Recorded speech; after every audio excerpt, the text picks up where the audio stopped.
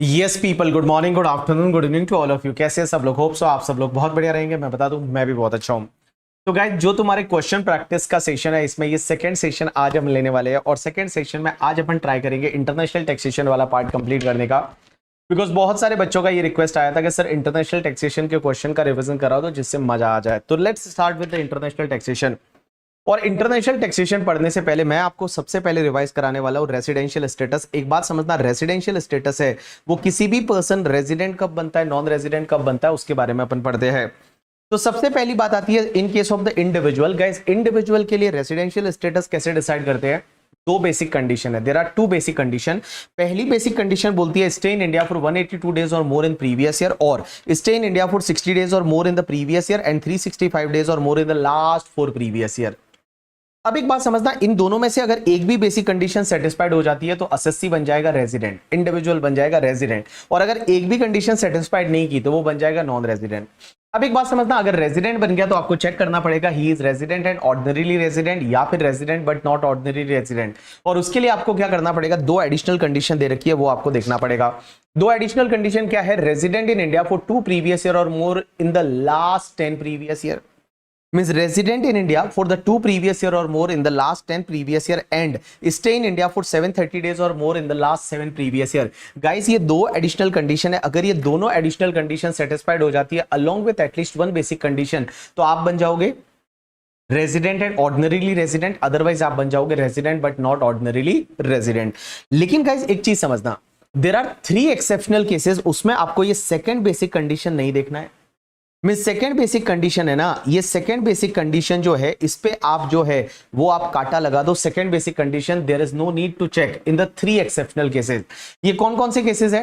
क्या अगर Indian citizen है, leave India during the previous year for an employment outside India. Indian citizen leave India during the previous year for an employment outside India, और Indian citizen as a crew member of the Indian ship living India in the current year, या फिर Indian citizen है या person of Indian origin. Person of Indian origin जिसके parents में से या grand parents में से किसी का भी जन्म है वो अनडिवाइडेड इंडिया में हुआ था, that is called person of Indian origin. तो इंडियन सिटीजन या पर्सन ऑफ इंडियन ओरिजिन है जो इंडिया के बाहर काम करते हैं, जॉब है, बिजनेस है, प्रोफेशन है, इंडिया के बाहर करते हैं, लेकिन इंडिया में अगर वो आ रहे हैं फॉर अ विजिट, इंडिया में अगर विजिट के लिए आ रहे हैं एंड उनका total income is up to 15 lakh rupees Indian income, इनका total income Indian income is up to 15 lakh rupees, तो उस पर्टिकुलर केस में आपको ये सेकंड बेसिक कंडीशन जो है वो सेकंड बेसिक कंडीशन आपको देखने की जरूरत नहीं है। ये जो सेकंड बेसिक कंडीशन है, ये सेकंड बेसिक कंडीशन आपको देखने की जरूरत नहीं है। अब आप मुझे बोलोगे कि सर, आप बोल रहे हैं कि इंडियन सिटीजन और person of Indian origin comes in India for a visit and उनका income is only up to 15 lakh. If income is more than 15 lakh तो आपको सेकंड बेसिक कंडीशन देखना पड़ेगा। If this income is more than 15 lakh rupees, Indian income is more than 15 lakh rupees, तो आपको second basic condition देखना पड़ेगा। लेकिन गाइस, सेकंड बेसिक कंडीशन में एक चेंज हो जाएगा, यहां 60 डेज की जगह आपको 120 डेज लेना पड़ेगा। तो आपकी सेकंड बेसिक कंडीशन हो जाएगी stay in India for 120 days or more in the previous year and 365 days or more in the last 4 previous year. And guys, अगर वो इंडिविजुअल ये सेकंड बेसिक कंडीशन सेटिस्फाइड कर लेता है तो सीधा वो बन जाएगा आर बट एनओआर। क्या बन जाएगा? R but NOR. इसके केस में फिर आपको एडिशनल कंडीशन वगैरह है वो देखने की जरूरत नहीं है। यू गॉट माय पॉइंट और not? Yes. Let's see the question from your compiler. पहला क्वेश्चन नंबर जो है that is the question number 1, और देखिए क्वेश्चन नंबर 1 में क्या दे रखा है।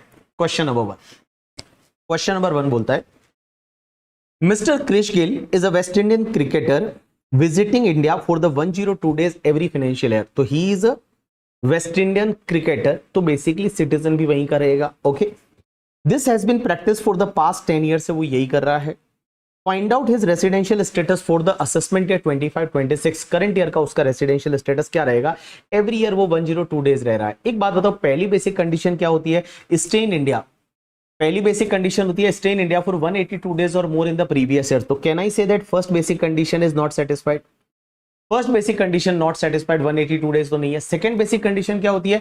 Stay in India for 60 days or more in the previous year and 365 days or more in the last 4 previous year. अब एक बात बताओ बेटा, यहां पे करंट ईयर में वो 102 डेज रहा एंड लास्ट के 4 ईयर में वो कितना रहा होगा? 408 डेज रहा होगा। तो 102 मल्टीप्लाई बाय 4 करेंगे तो आपका 408 हो जाएगा। तो भैया एक बात बताओ, मैं ऐसा बोलूं कि उसने भैया आपकी उसने यहां पे इस पर्टिकुलर केस में आपकी सेकंड बेसिक कंडीशन सेटिस्फाइड कर दी। अब सेकेंड बेसिक कंडीशन सेटिस्फाइड कर दी तो वो बंदा क्या बन जाएगा, रेजिडेंट बन जाएगा। Now you have to check that he is a resident and ordinarily resident और नॉट। तो उसके लिए दो एडिशनल कंडीशन है। पहला तो resident in India for the 2 previous year or more in the last 10 previous year and stay in India for 730 days or more in the last 7 previous year। अब एक बात बताओ, 102 मल्टीप्लाई बाय 7 years में वो कितना 714 डेज रहा, तो 730 days or मोर नहीं रहा इन द लास्ट 7 previous year। तो क्या मैं ऐसा बोल सकता हूं एडिशनल कंडीशन दोनों सेटिस्फाइड नहीं हो रही है? Means both the additional condition satisfied होती तो वो आर एंड ओ आर हो जाता, अदरवाइज वो क्या हो जाएगा, R but N O R हो जाएगा। तो आपका पहला का आंसर क्या रहेगा, he is R but N O R, resident but not ordinarily resident. तो आपके पहले का आंसर रहेगा he is a resident but not ordinarily resident. तो यहां पे अगर आप देखेंगे ना तो he is a resident but not ordinarily resident because he has satisfied the basic condition but he could not satisfied the both the additional condition. उसके बाद सेकेंड पॉइंट क्या बोला है, would your answer change if the above fact related to the Srinath, an Indian citizen who reside in West Indies and represent the West Indies cricket team? Now, if he is an Indian citizen, guys, you know that Indian citizen or person of Indian origin comes in India for a visit. Comes in India for a visit, तो और उसका Indian income is up to 15 lakh rupees, तो second basic condition देखेंगे ही नहीं। तो अगर उसका इनकम है वो अप टू 15 लाख रुपीज है तो उस पर्टिकुलर केस में बाबू आपको सेकंड बेसिक कंडीशन देखना ही नहीं है, और सेकंड बेसिक कंडीशन नहीं देखेंगे तो वो बंदा क्या बन जाएगा, नॉन रेजिडेंट। क्या बन जाएगा, नॉन रेजिडेंट। और अगर आप सेकंड बेसिक कंडीशन, अगर उसका Indian income is more than 15 lakh rupees, तो आप सेकंड बेसिक कंडीशन देखते हैं। लेकिन सेकंड बेसिक कंडीशन में यहां पे भैया 60 डेज की जगह 120 डेज देखेंगे तो ये सेटिस्फाइड नहीं हो रही है, तो वो बंदा क्या बन जाएगा, नॉन रेजिडेंट बन जाएगा। तो अगर वो इंडियन सिटीजन होता तो उस पर्टिकुलर केस में ये बंदा क्या हो जाता, नॉन रेजिडेंट हो जाता। तो सेकंड का answer is your non resident, his residential status is a non resident. Third क्या बोलता है, what would be your answer if Srinath had visited India for 120 days instead of 102 days? Guys, अब उसने 120 days visit किया होता and अगर उसका Indian income is more than 15 lakh, Indian income is more than 15 lakh, तो वो क्या बन जाता, आर बट एनओआर बन जाता। क्या बन जाता, आर बट एनओआर।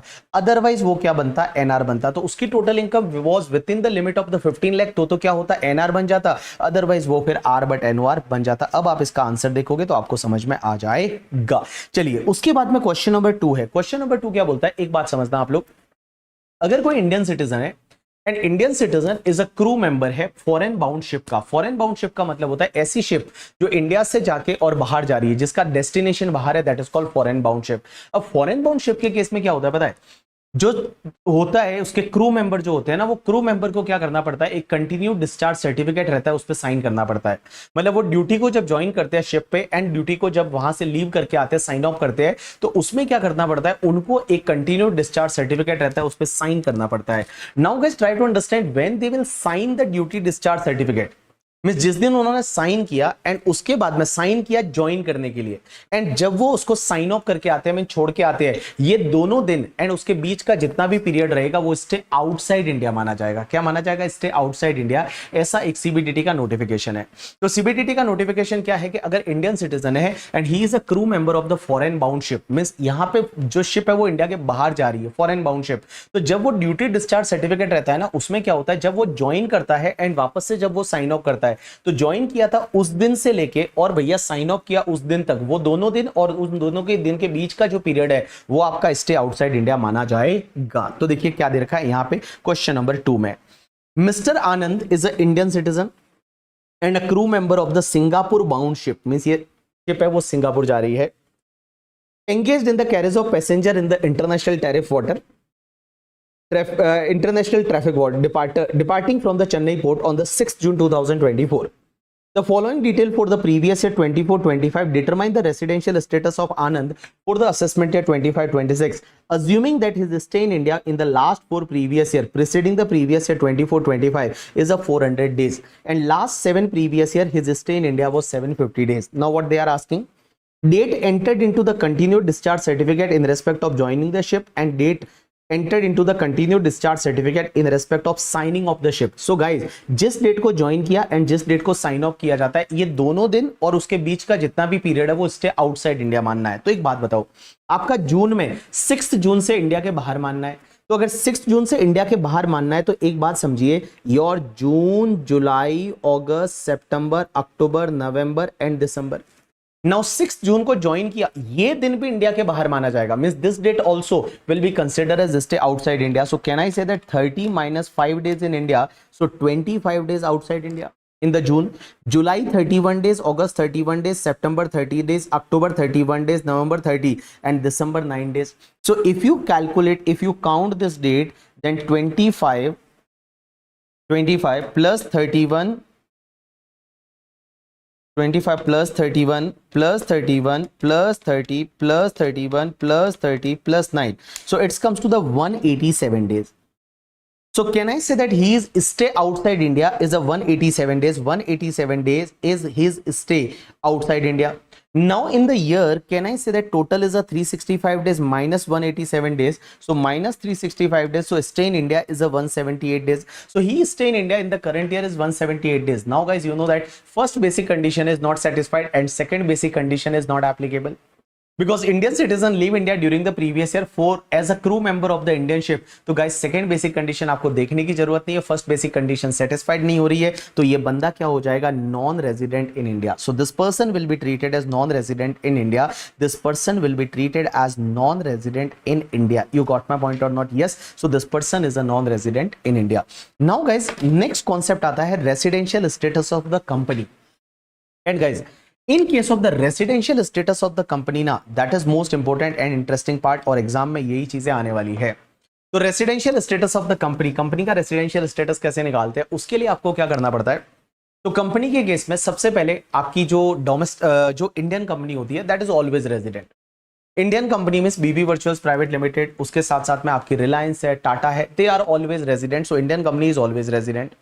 नाउ जो फॉरेन कंपनी है वो फॉरेन कंपनी इंडिया की रेजिडेंट बन जाएगी अगर फॉरेन कंपनी का पोयम इंडिया में है. पोयम का मतलब होता है place of effective management and control, means ऐसा प्लेस जहां पे क्रूशियल डिसीजन लिए जाते हैं बिजनेस से related, that is called POEM. तो पोयम इंडिया में है तो फॉरेन कंपनी है वो क्या मानी जाएगी, आपकी रेजिडेंट मानी जाएगी. अदरवाइज फॉरेन कंपनी क्या मानी जाएगी, नॉन रेजिडेंट. लेकिन सिर्फ पोयम को डिसाइड कैसे करेंगे, तो पोयम को डिसाइड करने के लिए सीबीडीटी ने सर्कुलर दे रखा है, circular number 6 and circular number 8 2017. अब ये सर्कुलर में क्या बोला हुआ है, सर्कुलर नंबर 6 एंड 8 जो है ये सर्कुलर बोलता है कि जो पोयम गाइडलाइंस हम सीखने वाले हैं ना, that is applicable only if that foreign company turnover is more than 50 crore. If foreign company का टर्नओवर है that is up to 50 crore और लेस देन 50 करोड़, तो सीधा उस फॉरेन कंपनी को नॉन रेजिडेंट मान लो. If it is up to 50 crore और लेस देन 50 करोड़ तो सीधा उस फॉरेन कंपनी को नॉन रेजिडेंट मान लो. लेकिन गाइस अगर वो 50 करोड़ से ज्यादा है तो आपको पोयम गाइडलाइंस देखना पड़ेगा. अब एक बात समझना, पोयम गाइडलाइंस क्या बोलता है. पोयम गाइडलाइंस ये बोलता है कि अगर दो कंडीशन सेटिस्फाइड हो जाती है तो ये माना जाएगा कि इस कंपनी का पोयम आउटसाइड इंडिया है, और पोयम आउटसाइड इंडिया है इसका मतलब कंपनी नॉन रेजिडेंट बन जाएगी. लेकिन दो कंडीशन कौन सी सेटिस्फाइड होनी चाहिए, तो गाइज ये दो कंडीशन है. पहली कंडीशन उस कंपनी का एबीओआई टेस्ट फुलफिल होना चाहिए, और दूसरा मेजोरिटी बोर्ड मीटिंग इंडिया के बाहर होनी चाहिए. मेजोरिटी बोर्ड मीटिंग का मतलब होता है जैसे उस कंपनी की टोटल 5 मीटिंग साल में हुई है तो 5 में से 3 मीटिंग से वो इंडिया के बाहर होनी चाहिए, that is called majority board meeting outside India. And second condition है उसका एबीओआई टेस्ट फुलफिल होना चाहिए. एबीओआई का मतलब होता है active business outside India test. Now active business outside India test या जिसको अपन एबीओआई टेस्ट बोलते हैं, ये एबीओआई टेस्ट किसको बोलते हैं, अगर 4 कंडीशन सेटिस्फाइड हो जाती है. 4 कंडीशन सेटिस्फाइड होती है if there is a 4 condition is satisfied. First condition ये है कि उस कंपनी का टोटल इनकम में पैसिव इनकम शुड बी 50% और लेस, मींस पैसिव इनकम है वो 50% या उससे कम होना चाहिए, that is the first condition. Second condition ये है कि उसकी टोटल असेट में लेस देन 50% असेट है वो इंडिया में होनी चाहिए. थर्ड कंडीशन यह है कि टोटल एम्प्लॉय में लेस देन 50% एम्प्लॉय है वो इंडिया में होने चाहिए, और जो इंडिया में एम्प्लॉय है उनके लिए जो पेरोल का खर्चा है वो टोटल के पेरोल के खर्चे में से लेस देन 50% एक्सपेंडिचर है वो इंडियन एम्प्लॉय के लिए होना चाहिए. If the 4 conditions are satisfied we can say that ABOI test is fulfil. लेकिन सबसे पहला क्वेश्चन आप ये आता है कि सर आप बोल रहे हो कि passive income should be with in the limit of the 50% of total income. So sir एक बात बताइए, पैसिव इनकम किसको बोलेंगे. तो गाइस मैं बताऊं पैसिव इनकम कौन सी इनकम होती है बताएं. एक तो हाउस प्रॉपर्टी का rental income is a passive income. Capital gain होता है that is the passive income. तो capital gain is passive income, rental income is a passive income. And guys dividend का इनकम, रॉयल्टी का income, interest का income is a passive income. Dividend का income, royalty का income, interest का income is a passive income. लेकिन एक चीज समझना, अगर मान लो बैंकिंग या पब्लिक फाइनेंशियल इंस्टीट्यूशन है तो उसके केस में इंटरेस्ट का income will be the active income. एक और चीज समझना, जब आप गुड्स परचेज कर रहे हो वो अगर मान लो एसोसिएट एंटरप्राइज से करके आप एसोसिएट एंटरप्राइज को सेल करते हो, means goods is purchase from the associate enterprise and sold also to associate enterprise, so that is called call your passive income. But अगर आपने परचेज एसोसिएट से किया और सेल आउटसाइडर को किया तो ये एक्टिव इनकम हो जाएगा, या sale outsider sorry purchase outsider से किया एंड सेल आपने एसोसिएट एंटरप्राइज को किया तो उस पर्टिकुलर केस में ये आपका एक्टिव इनकम हो जाएगा। तो पैसिव इनकम में कौन कौन सा आएगा? Purchase and sale both from and to associate enterprise, and after that rental income is a passive income, capital gain is a passive income, interest royalty and dividend income is called passive income. You got my point or not? एक और चीज समझना sir, income जो लेनी है वो कौन से लॉ के हिसाब से लेनी है? तो अगर वो फॉरेन कंपनी फॉरेन की टैक्स असेसी है तो फॉरेन के टैक्स लॉ के हिसाब से, बट अगर फॉरेन की टैक्स असेसी नहीं है तो फॉरेन के हिसाब से जो बुक्स ऑफ अकाउंट्स रहेगा उसके हिसाब से आपको ये इनकम लेनी है। असेट्स की वैल्यू कैसे लेंगे? Because less than 50% asset should be located in India. तो असेट्स की वैल्यू के लिए आपको क्या करना है? अगर वो वहां की टैक्स असेसी है तो आपको डेप्रिशिएबल असेट की ओपनिंग और क्लोजिंग डब्ल्यूडीवी का एवरेज लेना है। डेप्रीशिएबल असेट के लिए ओपनिंग एंड क्लोजिंग डब्ल्यूडीवी का एवरेज लेना है और बाकी असेट के लिए आपको बुक वैल्यू लेना है। नंबर ऑफ एम्प्लॉय के लिए आपको क्या करना है कि ओपनिंग में कितने नंबर ऑफ एम्प्लॉय थे, क्लोजिंग में कितने नंबर ऑफ एम्प्लॉय थे, आपको एवरेज लेना है। मींस ओपनिंग में नंबर ऑफ एम्प्लॉय कितने थे, क्लोजिंग में नंबर ऑफ एम्प्लॉय कितने थे, आपको उसका एवरेज लेना है। और पेरोल एक्सपेंडिचर में एम्प्लॉय के लिए जितना भी आप खर्चा करोगे that is called your payroll expenditure करके, ठीक है। अब एक और चीज समझना, अगर मान लो दोनों कंडीशन सेटिस्फाइड हो जाती है, एबीओ टेस्ट भी फुलफिल हो गया एंड मेजोरिटी बोर्ड मीटिंग भी इंडिया के बाहर है, तो भी अगर मान लो वो कंपनी जो है वो कंपनी का बोर्ड ऑफ डायरेक्टर के पास कोई पावर ही नहीं है डिसीजन लेने का, बोर्ड ऑफ डायरेक्टर है वो पंगु हो गया, उसके पास में डिसीजन लेने का कोई पावर नहीं है। और डिसीजन कौन ले रहा है पता है? इंडिया में बैठी हुई कोई उसकी होल्डिंग कंपनी ले रही है या फिर इंडिया में बैठा हुआ कोई पर्सन ले रहा है, तो उस पर्टिकुलर केस में उसका पोयम इंडिया में माना जाएगा। अब एक और चीज समझना, अगर एबीओ टेस्ट फुलफिल नहीं होता है तो फिर असेसिंग ऑफिसर डिसाइड करेगा कि ऐसे कौन कौन से लोग हैं जो यहाँ पे मैनेजरियल और क्रूशियल डिसीजन बिजनेस के ले रहे हैं और वो कहां से ले रहे हैं, जहां से ले रहे हैं वहां पे पोयम माना जाएगा। यू गॉट माई पॉइंट और नॉट? यस। अब एक और चीज समझना गाइस, ये जो डेटा का एनालिसिस आपको करना है पोयम डिटर्मिनेशन के लिए, ये बेसिकली करंट ईयर का डेटा लेना है, बट अगर लास्ट 2 इयर्स का डेटा अवेलेबल है तो आपको 3 साल का एवरेज डेटा लेके और फिर आपको एनालिसिस करना है। लेकिन अगर वो कंपनी जो है वो अगर कैलेंडर ईयर फॉलो करती है और हम जो है हम तो फाइनेंशियल ईयर फॉलो करते हैं, तो फिर क्या करेंगे, कौन से 3 इयर्स लेंगे? तो अगर मान लो वो कंपनी कोई और अकाउंटिंग ईयर फॉलो करती है और हम जो है वो फाइनेंशियल ईयर फॉलो करते हैं, तो आपको क्या करना है कि अपने वाले फाइनेंशियल ईयर में उसका कौन सा अकाउंटिंग ईयर कंप्लीट हुआ है वो वाला ईयर एंड उसके पीछे के 2 साल आपको लेने पड़ेंगे। तो जैसे फॉर एन एग्जांपल हम अगर यहां पे बात करते हैं तो अगर प्रीवियस ईयर 24-25, यहां पे प्रीवियस ईयर 24-25 की अगर मैं बात करेंगे और वो कैलेंडर ईयर फॉलो कर रहे हैं, तो करंट ईयर में कौन सा उनका कैलेंडर ईयर कंप्लीट होगा? एक तो 2024 होगा, उसके बाद में 2023 होगा एंड 2022 होगा। तो ये 3 साल का डेटा लेके और फिर आपको एनालिसिस करना है, उसका एवरेज करना है करके, ठीक है। चलिए अब अपन एक काम करते हैं, सीधा क्वेश्चन पे चलते हैं और क्वेश्चन पे चलेंगे तो आपको बहुत बढ़िया क्लैरिटी आएगी। तो आ जाइए सब लोग आपकी बुक में क्वेश्चन पे और चलिए क्वेश्चन नंबर 8 पे और देखिए क्वेश्चन नंबर 8 में क्या दे रखा है। क्वेश्चन नंबर 8 पे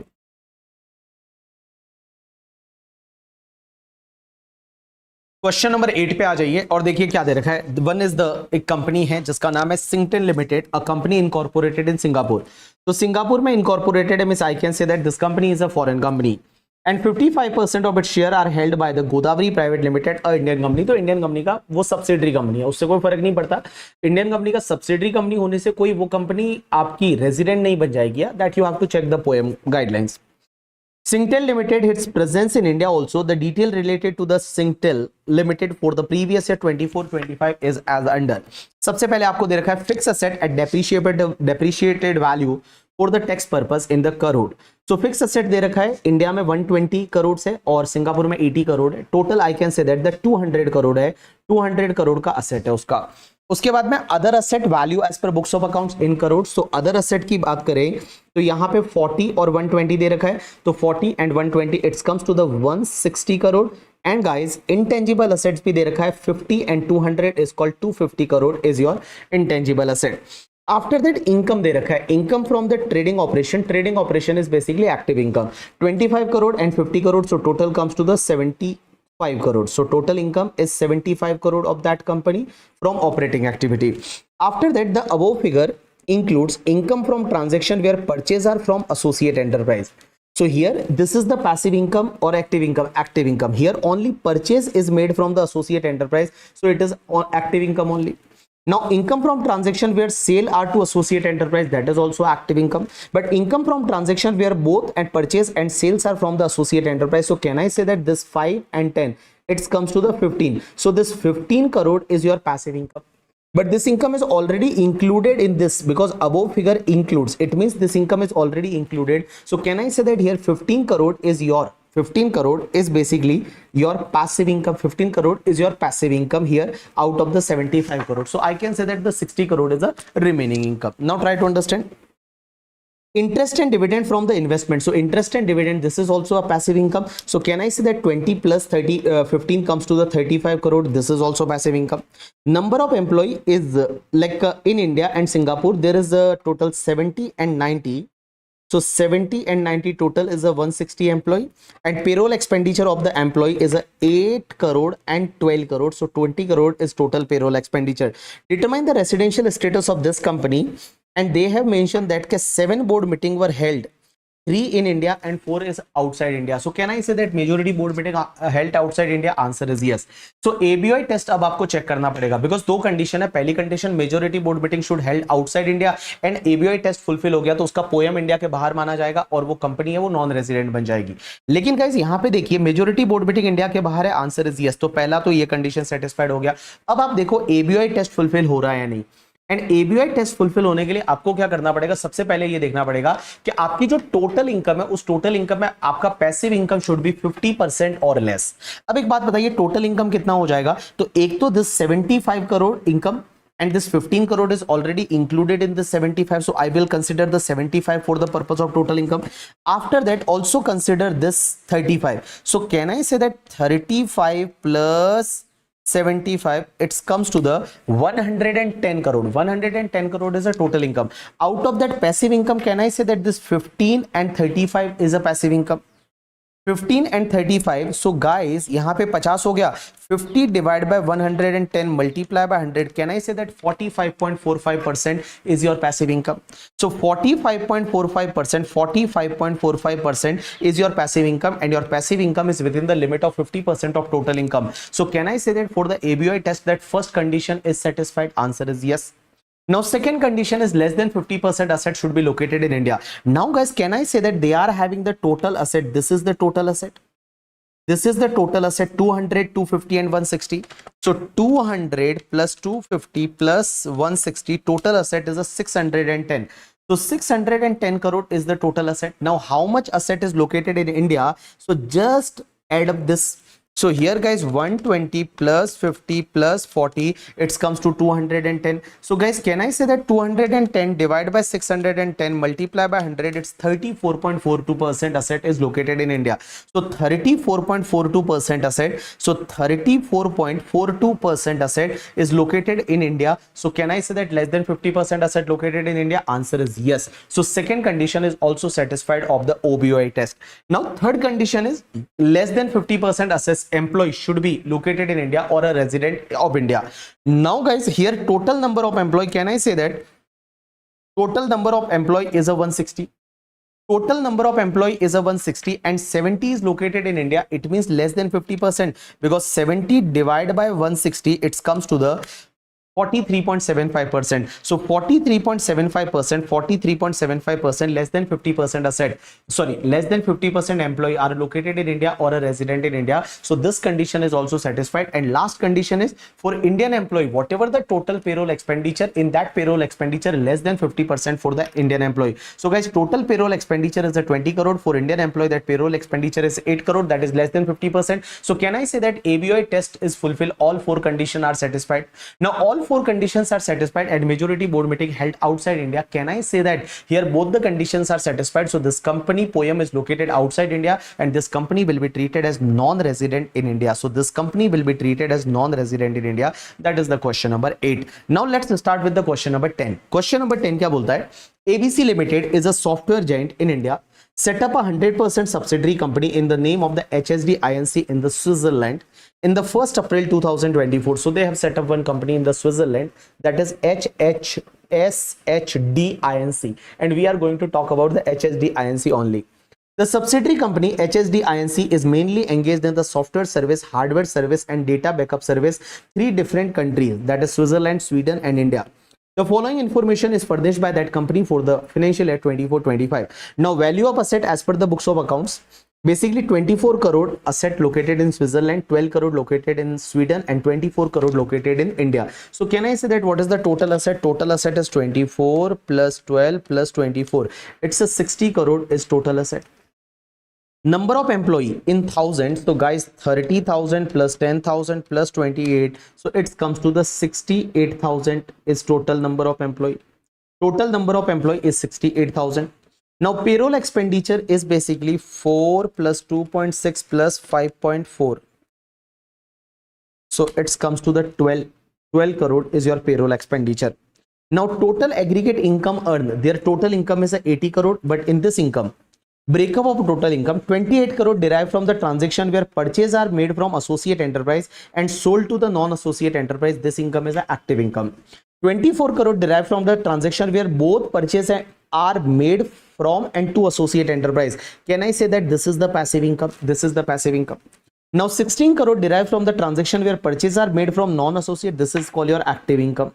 8 crore by way of income from capital gain on the trading of the shares. So guys, this is also a passive income because capital gain is passive income. And 4 crore by way of interest from the non-associate enterprise. So interest is also called your passive income. Interest, dividend, royalty income, and rental income is called your passive income. So guys, this 3 income is passive income. This 24 crore, 8 crore, and 6 crore. Now during the financial year 24-25, 5 board meeting held, 2 in India, 1 in Sweden, and 2 in the Switzerland. So can I say that majority board meeting held outside India? So that condition is satisfied. Now ABOI test. In the ABOI test, guys, first condition is that in the total income, that passive income should be within the limit of the 50%. Now what are the passive income? So can I say that your total income is a 80 crore, and guys, passive income is 24 plus 8 plus 4. It comes to 36. 36 divided by 80 multiplied by 100, it's 45%. So your passive income is a 45%, and when passive income is 45%, so can I say that when passive income is 45% means it is within the limit of the 50%. First condition is satisfied of the ABOI test. Now second condition says that whatever the total asset less than 50% located in India. So guys, total asset is a 60 crore, and in India it is located the 24 crore only. So can I say that 24 divided by 60 multiplied by 100, it's 40%. So less than 50% asset located in India. Less than 50% asset located in India. So second condition also satisfied. Third condition, less than 50% employee located in India or a resident in India. So total employee are the 68, and out of that in India it is a 28. So 28 divided by 68 multiplied by 100, it comes to the 41%. So 41% employee only located in India, so less than 50%. So this condition is also satisfied. Now last condition is whatever the Indian employee payroll expenditure should be less than 50% of total payroll expenditure. Now guys, total payroll expenditure is a 12 crore, and for Indian employee that payroll expenditure is a 5.4 crore. Can I say that it is less than 50%? Answer is yes. So 5.4 crore divided by 12 multiplied by 100, it's 45%. So 45%, it means that your last condition is also satisfied. So can I say that ABOI test is fulfilled and majority board meeting held outside India? It means both the conditions are satisfied, and that poem will be located outside India, and when poem located outside India, so that company will be treated as non-resident in India. You got my point or not? Yes. So this is the question number 10. Now question number 11 also, if you wish to try, you can try the question number 11. Let's now directly check question number 14. Yes people, now let's start with the question number 14. And question number 14 क्या बोलता है समझने की कोशिश करना. Very interesting question. Question number 14 says that Mr. Robert is a non-resident and German citizen. So this guy is a non-resident and German citizen, is employed with the German company. The German company has a PE in India, and accordingly the income of PE is chargeable to tax in India. So that German company is having the permanent establishment in India, and their income is taxable in India. Now, Robert visited India during the financial year 24-25 on the official work and stay in India for the 85 days. His salary for the period is 28 lakh, which is borne by the Indian PE. Robert held the 1200 shares of the Nalapur Private Limited an Indian company since 28/11/2015, which is acquired for 15 per share, and for acquiring the share he remitted the 50,000 USD in India on 1/11/2015. He sold this share on the 23rd of June 2024 for the 43 per share. Now guys, remember, this guy is a non-resident. First point, this guy is a non resident. So non resident के लिए कौन सी income taxable होती है? जो Indian income होती है. Indian income का मतलब जो इनकम या तो इंडिया में अक्रूड हुई है या फिर इंडिया में रिसीव हुई है, that is called your Indian income. Indian income is taxable for the non resident. Now guys, ये जो बंदा है ये फॉरेन कंपनी का एम्प्लॉय है, लेकिन ये इंडिया में आया है और इंडिया में कुछ काम करने के लिए आया है, और इंडिया में his number of days stay in India is 85 days. Now question ये आता है कि अगर फॉरेन एंटरप्राइज का अगर कोई पर्सन है और वो फॉरेन एंटरप्राइज का पर्सन इंडिया में आता है बिजनेस लाइक उसके जॉब की वजह से, तो क्या उसकी इनकम जो मिलती है, सैलरी मिलती है, वो सैलरी टैक्सेबल है, एग्जेम्प्ट है? एक बात बताओ, अगर आपको याद रहे तो मैंने आपको कुछ एग्जेम्पशंस पढ़ाई थी और उस एग्जेम्पशन में एक एग्जेम्पशन यही हुआ करती थी. और ये जो एग्जेम्पशन थी, ये कौन सी एग्जेम्पशन थी मैं आपको यहां पे बता दूं. मैंने आपको बताया था कि भाई साहब, अगर remuneration is received by the employee of the foreign enterprise for the service rendered by him during his stay in India is basically exempted. But exempt कब होगा? जब 3 कंडीशन सेटिस्फाइड होनी चाहिए. पहली condition, foreign enterprise is not engaged in any trade और business in India. Second condition, उसका जो India में स्टे पीरियड है वो 90 डेज से ज्यादा नहीं होना चाहिए. और थर्ड कंडीशन ये है कि वो फॉरेन एंटरप्राइज जो है वो जो सैलरी पे की है वो एम्प्लॉयर उसका deduction Indian income tax act में नहीं ले रहा. अगर ये तीनों कंडीशन सेटिस्फाइड होती है तो उसको जो भी रेम्यूनरेशन मिलेगा, सैलरी मिलेगा, वो एग्जेम्प्ट है उसके हाथ में. लेकिन गाइज यहां पे एक बात बताइए, यहां पे उसका स्टे पीरियड है वो 90 डेज से कम है, this condition is satisfied. But guys यहां पे एक बात बताना, वो जो फॉरेन एंटरप्राइज है इंडिया में उनका पीई है और पीई के थ्रू बिजनेस कर रहे हैं. इंडिया में उनका पीई है और वो पी के थ्रू इंडिया में क्या कर रहे हैं? बिजनेस कर रहे हैं. तो उस पर्टिकुलर केस में उसको जो भी सैलरी मिला है, this salary of the 20 lakh rupees is going to be taxable in his hand under income tax act 1961. वो उसके लिए टैक्सेबल हो जाएगा because this is the Indian income and उसके लिए टैक्सेबल है. तो वापस से अगर मैं इसको पढ़ूंगा तो Robert is a non resident and German citizen employed in the German company. Now the company has a P in India. So P in India means they are doing business through the like that P in India, and accordingly the income of PE is chargeable to tax in India. Robert visited India in this year for the office work and stayed 85 days. His salary for that period is 28 lakh which is borne by the Indian PE. And Indian PE borne कर रही है, इसका मतलब क्या होता है कि यहाँ पे इंडिया में उस सैलरी का डिडक्शन ले रहे हैं. तो भैया ये जो सैलरी है ना, this salary is going to be taxable in hands of the Robert under income tax act 1961 में ये टैक्सेबल हो जाएगा. उसके बाद एक और चीज समझना, इस रॉबर्ट ने क्या किया? रॉबर्ट ने इंडिया की एक कंपनी है जिसका नाम है दैट इज द नालापिर प्राइवेट लिमिटेड, और इस कंपनी के उसने 28 नवंबर 2015 को शेयर खरीदे थे और शेयर 1200 खरीदे थे जो कि 15 की रेट से खरीदे थे. एंड गाइस वो यूएसडी डॉलर उसने वहां से रेमिट किया था और इस साल उसने वो शेयर बेच दिए. तो जब आपने शेयर खरीदे थे और अब इंडियन कंपनी के शेयर आप बेच रहे हो, तो उस पर्टिकुलर केस में भैया यहां पे आपको जो है वो कैपिटल गेन लगेगा और फॉरेन करेंसी रेमिट किया था. अब एक बात समझना, क्या यहां पे प्राइवेट लिमिटेड कंपनी है तो 112A वाली सेक्शन तो नहीं लगेगी? 112A सेक्शन है, वो 112A सेक्शन तो नहीं लगेगी. अब मुझे आप बोलोगे कि सर यहां पे क्या वो वाले प्रोविजन, एनआरआई वाले प्रोविजन लगेंगे? Answer is no, because he is not a Indian citizen. Because NRI किसको बोलते हैं? नॉन रेजिडेंट होना चाहिए, साथ में इंडियन सिटीजन होना चाहिए, पर्सन ऑफ इंडियन ओरिजिन होना चाहिए. He is not like Indian citizen और person of Indian origin, he is a German citizen. तो गाइस यहाँ पे जो एनआरआई वाला जो चैप्टर 12 है वो 12A तो यहाँ पे नहीं लगेगा. उसके बाद में सर क्वेश्चन ये आता है कि ये लॉन्ग टर्म कैपिटल गेन पे क्या 112A लगेगा? 112A नहीं लगेगा क्योंकि लिस्टेड कंपनी के शेयर नहीं है. अगर लिस्टेड कंपनी के शेयर होते तो 112A लग जाता. तो यहां पे नॉर्मल कैपिटल गेन लगेगा, अनलिस्टेड कंपनी के शेयर है. लेकिन गाइस एक चीज याद करो, मैंने आपको कैपिटल गेन में एक पढ़ाया था फर्स्ट प्रोवाइजो टू सेक्शन 48, जिसको अपन सनी वाला प्रोवाइजो बोलते हैं. सनी वाले प्रोवाइजो में क्या बोला था कि अगर असेसी नॉन रेजिडेंट है, उसने इंडियन कंपनी के शेयर और डिबेंचर खरीदे और वो फॉरेन करेंसी में खरीदे हैं, तो आपको कैपिटल गेन पहले फॉरेन करेंसी में कैलकुलेट करना पड़ेगा. After that you will convert into the Indian currency और इंडियन करेंसी में जो कैपिटल गेन आएगा उस पे आपको टैक्स भरना पड़ेगा. तो यहां पे जो कैपिटल गेन है ना, वो कैपिटल गेन को आपको पहले फॉरेन करेंसी में कैलकुलेट करना पड़ेगा. After that you will convert it into the Indian currency and जो भी कैपिटल गेन आएगा उस पे आपको इंडिया में टैक्स भरना पड़ेगा as a long term capital gain. लेकिन इंडेक्सेशन का बेनिफिट नहीं मिलेगा. इवन यहां पे जो शेयर ट्रांसफर किया ना वो 23rd of June 2024, that is before 23rd जुलाई 2024 से पहले किया, तो भी इंडेक्सेशन का बेनिफिट नहीं मिलेगा. रीजन इज बीइंग कि because whenever first proviso to section 48 is apply ना, then second proviso to section 48 does not apply. Second proviso section 48 का नहीं लगेगा, मींस इंडेक्सेशन का बेनिफिट आपको नहीं मिलेगा. अब एक बात बताओ, फुल वैल्यू ऑफ कंसीडरेशन कैसे आएगा?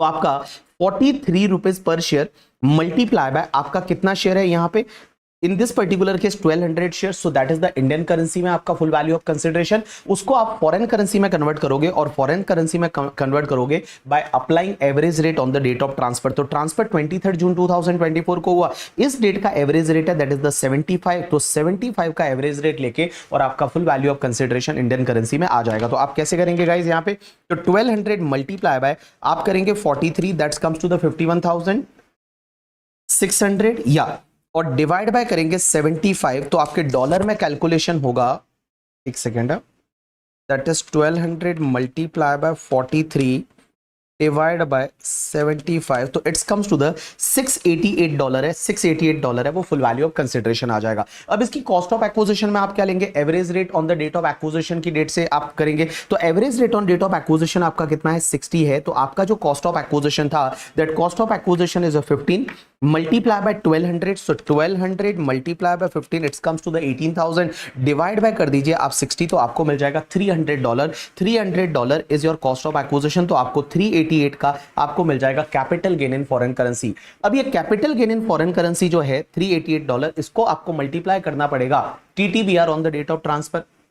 तो ट्रांसफर की डेट जो है वो 23 जून 2024 है, इस डेट का TTBR क्या है, 74 है, तो आप एक काम करिए, इसको मल्टीप्लाई कर दीजिए 74 से, तो आपको यहां पे जो $388 मल्टीप्लाई बाय 74, तो it's comes to the 28,712, this is the long term capital gain on the transfer of that Indian company का शेयर करके। ठीक है, चलिए आगे बढ़ते हैं।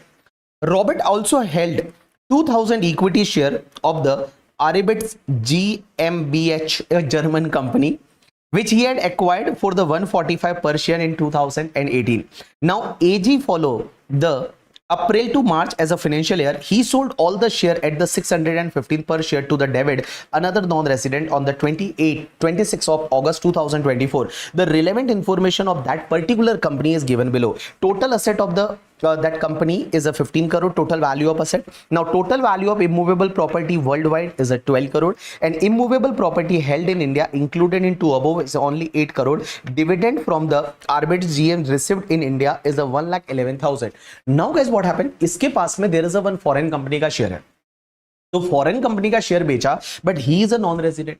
So when he is a non-resident, then only Indian income is taxable, foreign income is not taxable. So foreign company का share बेचा और उससे जो कैपिटल गेन होगा वो तो foreign income है, that is not taxable. But guys you know that Vodafone का एक केस लॉ था, Vodafone का केस लॉ क्या बोलता था कि foreign company का शेयर बेचते हो but foreign company derive its value substantially from the Indian asset, then foreign company का share will be deemed to be located in India, and foreign company का share बेचा तो भी इंडिया में tax लग जाएगा। लेकिन एक बात बताओ, वहां पे foreign company का शेयर जो था वो deemed to be located in India कब माना जाता था, जब दो कंडीशन सेटिस्फाइड होनी चाहिए। पहली कंडीशन, फॉरेन कंपनी के पास में Indian asset should be more than 10 crore, and guys जो फॉरेन कंपनी की टोटल असेट है उसमें Indian asset should be at least 50% और मोर। So two condition, foreign company should held the Indian asset that is more than 10 crore, and in foreign company total asset, Indian asset should be the 50% or more of the total asset of the foreign company. If both the conditions are satisfied, then we can say that foreign company derive its value from the Indian asset. So guys यहाँ पे एक बात बताओ, Indian asset है, that Indian asset is only 8 crore.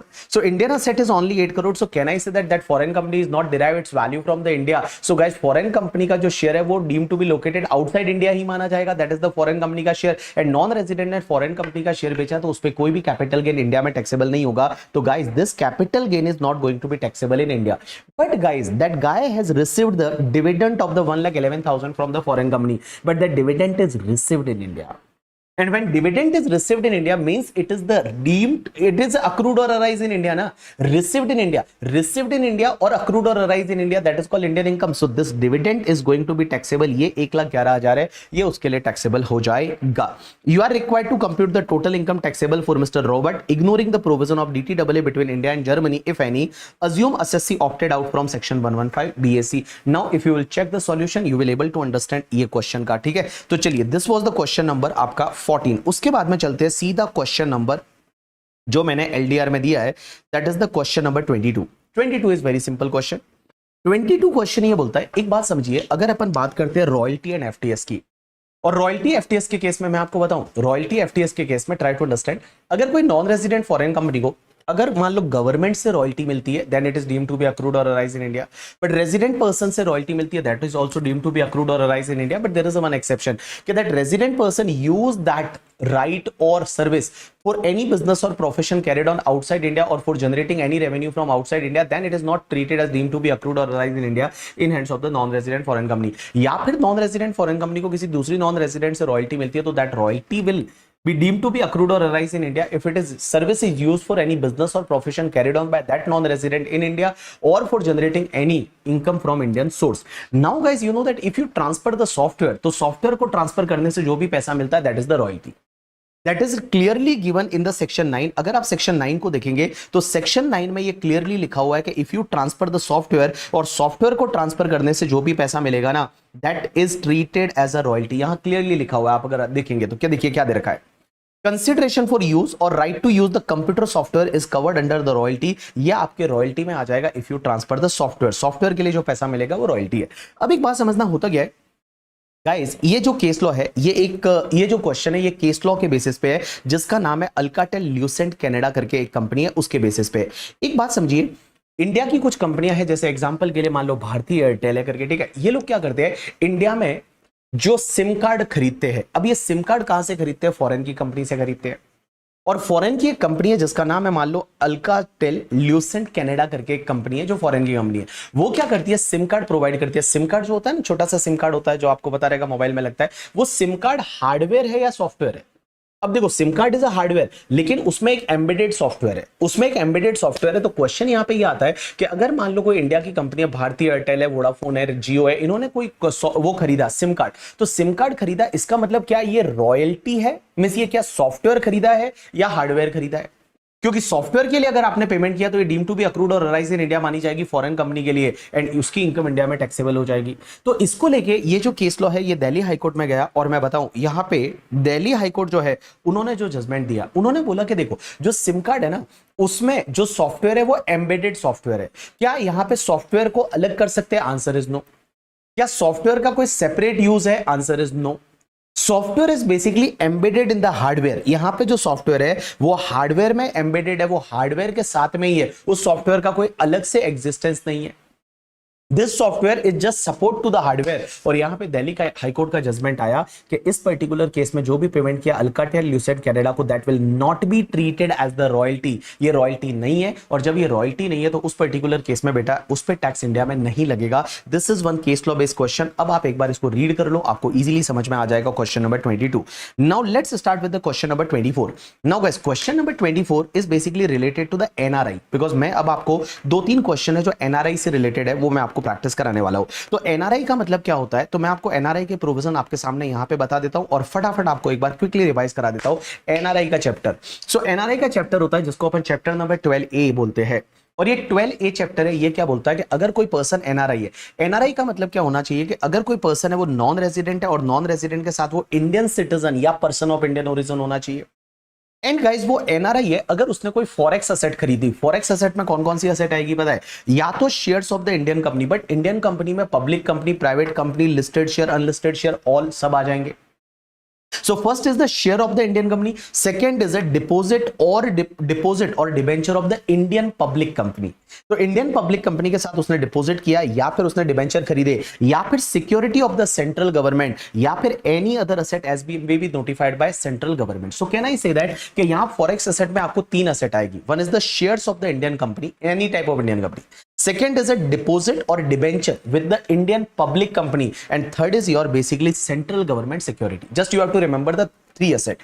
One is the shares of Indian company, second is a debenture or deposit with the Indian public company, and third is the security of central government. And guys ये वाली अगर asset उसने foreign currency में खरीदी है, तो foreign currency में खरीदी है ना, तो उस पर्टिकुलर केस में उसको 2 स्पेशल इनकम जो है उस पे स्पेशल रेट से टैक्स लगेगा. अगर उसको इन्वेस्टमेंट इनकम होता है, इन्वेस्टमेंट इनकम का मतलब इंटरेस्ट या डिबेंचर इंटरेस्ट या फिर डिविडेंड मिलता है, सो ऑन दैट इंटरेस्ट और dividend it is going to be taxable as per 20%.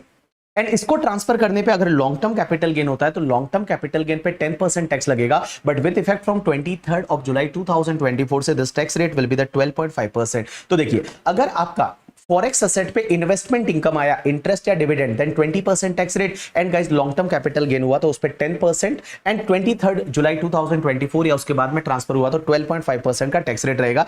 Other income जो भी रहेगी वो उसकी नॉर्मल स्लैब रेट से वगैरह टैक्सेबल होगी। Guys only this two income are going to be taxable as per the special rate. One more point ध्यान रखना, ये जो इन्वेस्टमेंट इनकम है ना, इन्वेस्टमेंट इनकम के सामने कोई भी खर्चे का डिडक्शन नहीं मिलेगा।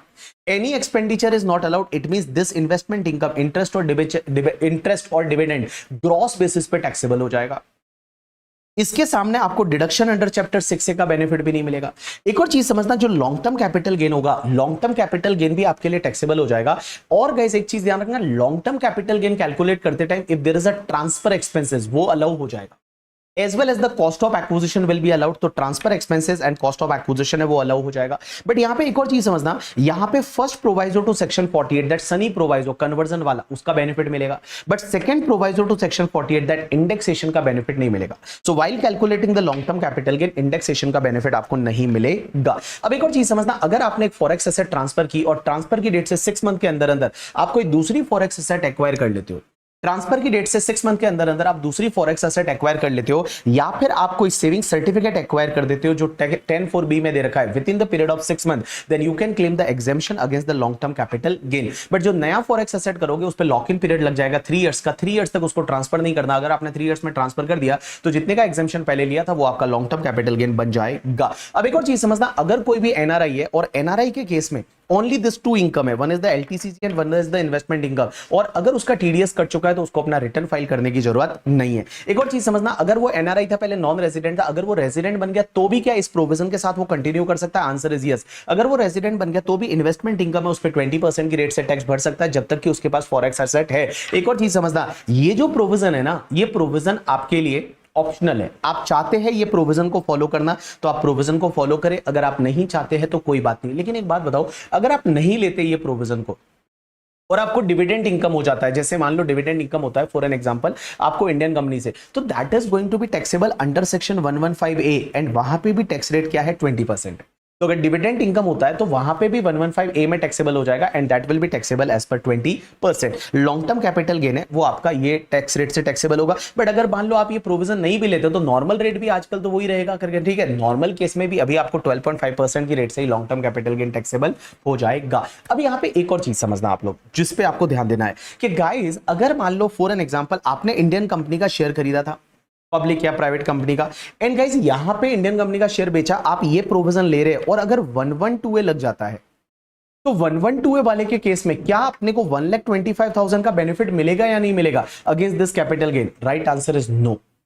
गाइस यहां पे स्पेशल रेट है under section 115E, and if it is taxable as per the 115E at the rate 10% और 12.5% विद इफेक्ट फ्रॉम 23 जुलाई 2024, देन आपको 1,25,000 वाला बेनिफिट नहीं मिलेगा। दैट 1,25,000 वाला benefit is given under section 112A। तो यहां 112A नहीं लग रहा ना, यहां तो स्पेशल टैक्स रेट क्या है? 115E के हिसाब से जा रहे हैं, तो 115E के हिसाब से जा रहे हैं, तो यहां पे आपको वो इन एक्सेस ऑफ 1,25,000, तो 1,25,000 वाला बेनिफिट नहीं मिलेगा। जो भी लॉन्ग टर्म कैपिटल गेन होगा that is going to be taxable as per the 10% और 12.5% with effect from 23 July 2024। Now just check the question number 24। So यहां पे अगर आप देखेंगे क्वेश्चन नंबर 24 पे, Mister Ajay a non resident Indian, so he is a NRI, has the following source of income in India during the previous year 24-25। आपको last में क्या दे रखा है? पहले अपन लास्ट लाइन पढ़ लेते हैं कि what they are asking here. Compute the tax payable by the Ajay for the assessment year 25-26 if he opt for the provision of chapter 12A. So he is opting this special provision for the NRI. Assume assessee opted out from the section 115 BAC. Now guys, first is the income from house property located in India, 1,80,000. So this is the other income. So other income will be taxable as per the slab rate. तो यहाँ पे वो 115 BAC नहीं ले रहा है, तो it will be taxable as per the slab rate. Means 2,50,000 there is no tax. 250 to 5 lakh, 5 lakh to 10 lakh and all, that will be the slab rate. Now dividend from the Indian company, but this is purchased in the Indian rupees. So guys, dividend from the shares of Indian company, but guys here he has purchased this particular shares in Indian rupees, so this is not a forex asset. अगर forex asset होता तो यहाँ foreign currency में खरीदता ना. He has purchase in the like Indian rupees. So guys this dividend of 10,000 is not going to be taxable as per the special provision under chapter 12A. ये 12A के हिसाब से नहीं जाएगा. But guys this 10,000 of dividend will be taxable under section 115A ना. And 115A में tax rate क्या है 20%. So it is going to be taxable as per section 115A and 115A का tax rate is 20%. After that interest on debenture of the Indian company, this is the subscriber in the foreign currency, convertible foreign currency. So I can say that this is the forex asset. So guys, in case of the forex asset, ये तुमने forex asset है तो forex asset पे interest on debenture है तो यहाँ पे guys this 1 lakh is going to be taxable under section 115E at the rate 20%. But this expenditure is not allowed. This expenditure is not allowed. So this total 1 lakh is going to be taxable as per the 20% under section 115E. 115E, this tax rate 115E. So it is going to be taxable as per section 115E. That investment income is of this investment income is tax rate is a 20%. Okay. Now next part is long-term capital gain on the sale of debentures subscribed in the US dollar only in the 4-5. So here the cost of acquisition is the 4 lakh. Now transfer in the current year, that is the 6 lakh. So your capital gain amount is 2 lakh, but there is a commission to the broker. So this is the transfer expenses. Is transfer expenses will be allowed? Answer is yes. So guys, this 6,000 is going to be allowed and it is transferred on the 10th December 2024. So 10th December 24 means there is a new tax rate. So here guys, this 1,94,000 is going to be taxable under section 115E at the rate 12.5%. At the rate 12.5%. So if you see the solution, it is taxable 12.5%. It is taxable as per 20%. Now this dividend from Indian company is taxable at the rate 20%, but due to section 115A and other income, this is less than basic exemption. So there is no need to pay the tax on other income. You got my point or not? Yes. This is the question number 24. After that guys, in the question number 25 में ये जो note दे रखा है, please cut this note. In the question number 25 ये जो note दे रखा है इस नोट को आप कट कर दीजिए. इन द क्वेश्चन नंबर 25 ये जो नोट दे रखा है इस नोट को प्लीज आप कट कर दीजिए in the question number 25. Now check the question number 26. This is also related to the NRI. Now what question number 26 says? 26 says that the following data is furnished by the Sumed, a non-resident and person of Indian origin. So he is the NRI. Now what they are asking, compute the balance tax payable or refund due to the assessment at 2025-26 in accordance with the special provision applicable for non-resident. Assume assessee opted out of section 115 BAC. Okay guys, one more point, always remember there is a difference between two words. One is the calculate tax liability, and one is the calculate tax payable or refundable. So there is a difference between tax liability and tax payable. If they ask about the tax liability na, then obviously you have to calculate the tax, add the surcharge, add the health and education cess. Means tax calculate करना है, उसमें surcharge को add करना है, health and education cess को add करना है, आपकी tax liability आ जाएगी. बट ध्यान रखना, अगर आपको टैक्स पेबल पूछा है ना, तो टैक्स पेबल कैलकुलेट करने के लिए you have to reduce the TDS TCS advance tax. तो जो भी आपका TDS TCS एडवांस टैक्स है वो अगर आप लेस कर दोगे उसके बाद जो बचेगा ना, this is called your tax payable. तो you have to remember in examination कि एग्जामिनर ने क्या पूछा है. अगर टैक्स लाइबिलिटी पूछा है तो आप एक काम करिए, जो भी टैक्स लाइबिलिटी है वो आप कैलकुलेट कर दीजिए including surcharge, health and education cess. But अगर टैक्स पेबल पूछा है तो आपको क्या करना पड़ेगा, उसमें से आपको TDS TCS एडवांस टैक्स है वो आपको लेस करना पड़ेगा. चलिए इस क्वेश्चन में क्या पूछा हुआ है, long term capital gain on transfer of the forex asset. So guys, here it is a long-term capital gain, and this long-term capital gain is on transfer of the forex asset. So this long-term capital gain will be taxable and transfer on the 21st July 2024. So can I say that it is transferred before 23rd of July 2024? So tax rate will be the 10%. Tax rate will be the 10%. Now expenditure wholly and exclusively incurred in connection with the such transfer, and that is not considered above. So can I say that this transfer expenses will be allowed? Answer is yes. Transfer expenses will be allowed, and guys, there is a net capital gain of the 5,70,000. And this 5,70,000 is going to be taxable as per 10% tax rate. Now, interest on the deposit held with the private limited company. Hey guys, here NRI, that tax rate is applicable or not? Answer is no. Because in the NRI, you know that forex asset means either shares of Indian company, Indian company का share हो, भले public या private, and debenture और deposit किसका होना चाहिए, Indian public company का। तो यहां पे अगर आप देखोगे ना, तो यहां पे दूसरे में क्या दे रखा है, interest on deposit with the private limited company. So this interest is not going to be taxable as per section 115E। ये 115E के हिसाब से टैक्सेबल नहीं होगा, इफ ये फिर आपके नॉर्मल टैक्स रेट से टैक्सेबल हो जाएगा। Now, interest on government security and interest on deposit with the public limited company. So, guys, this income is going to be taxable as per section 115E and 20% is the tax rate. इस पे 20% का आपका tax rate रहेगा। आगे देखिए क्या दे रखा है, saving and investment. Investment is the notified saving certificate referred in the section 10(4)(b on 30th March 2025. Now, guys, अगर आप फॉरेक्स एसेट बेचते हैं एंड दूसरा फॉरेक्स एसेट आप खरीदते हैं within the period of the 6 month, then you can claim the exemption under section 115F करके 115F का आपको एग्जेम्पशन मिल सकता है। लेकिन गाइज यहां पे एग्जेम्पशन नहीं मिलेगा because you have acquired the another asset with in the after the period of the 6 month, क्योंकि आपने जो ट्रांसफर किया है वो 21 जुलाई 2024 को किया है। तो आप अगर काउंट करेंगे जुलाई से अगस्त, सितंबर, अक्टूबर, नवंबर, दिसंबर, जैन, सो can I say that 20th Jan 2025 will be the date, and it is acquired after 20th Jan 2025, and as well as he invested in the shares of Indian Public Limited Company on the 31st December 2025. So this is also after the 6 months. So can I say that यहाँ पे आपको जो ये exemption मिलता है 115F का, वो exemption आपको नहीं मिलेगा। 115F का एग्जेम्पशन आपको नहीं मिलेगा, और जो भी आपका कैपिटल गेन है 5,70,000 that is going to be taxable. So if you check the solution, 5,70,000 is going to be taxable. After that guys, यहां पे जो ये इन्वेस्टमेंट इनकम है 115E के हिसाब से टैक्सेबल होगा, that is 355, and interest on the deposit with the private limited company that will be taxable as per the normal tax rate. So here investment income is going to be taxable as per 20%, long term capital gain taxable as per 10%, and other interest on the debenture that is going to be taxable as per the slab rate. Slab rate means whatever tax rate applicable for the individual. But guys ध्यान रखना, यहाँ पे अगर dividend from Indian company होता ना, तो वहां पे 115A लग जाती, और 115A का टैक्स रेट है वो 20% होता है on the dividend. You got my point or not? Yes, done. So this is the question number 26. Now let's start with the question number 27. Guys, question number 27 is very interesting. Question number 27 है वो 115A से related है। अब एक बात समझना, section 115A जो है ना, 115A आपके स्पेशल रेट्स की बात करता है। पहली चीज तो आपके बुक में जो 115A कॉम्पैक्ट में दे रखा है ना, उसमें ये सी पार्ट है, इसको काट दो।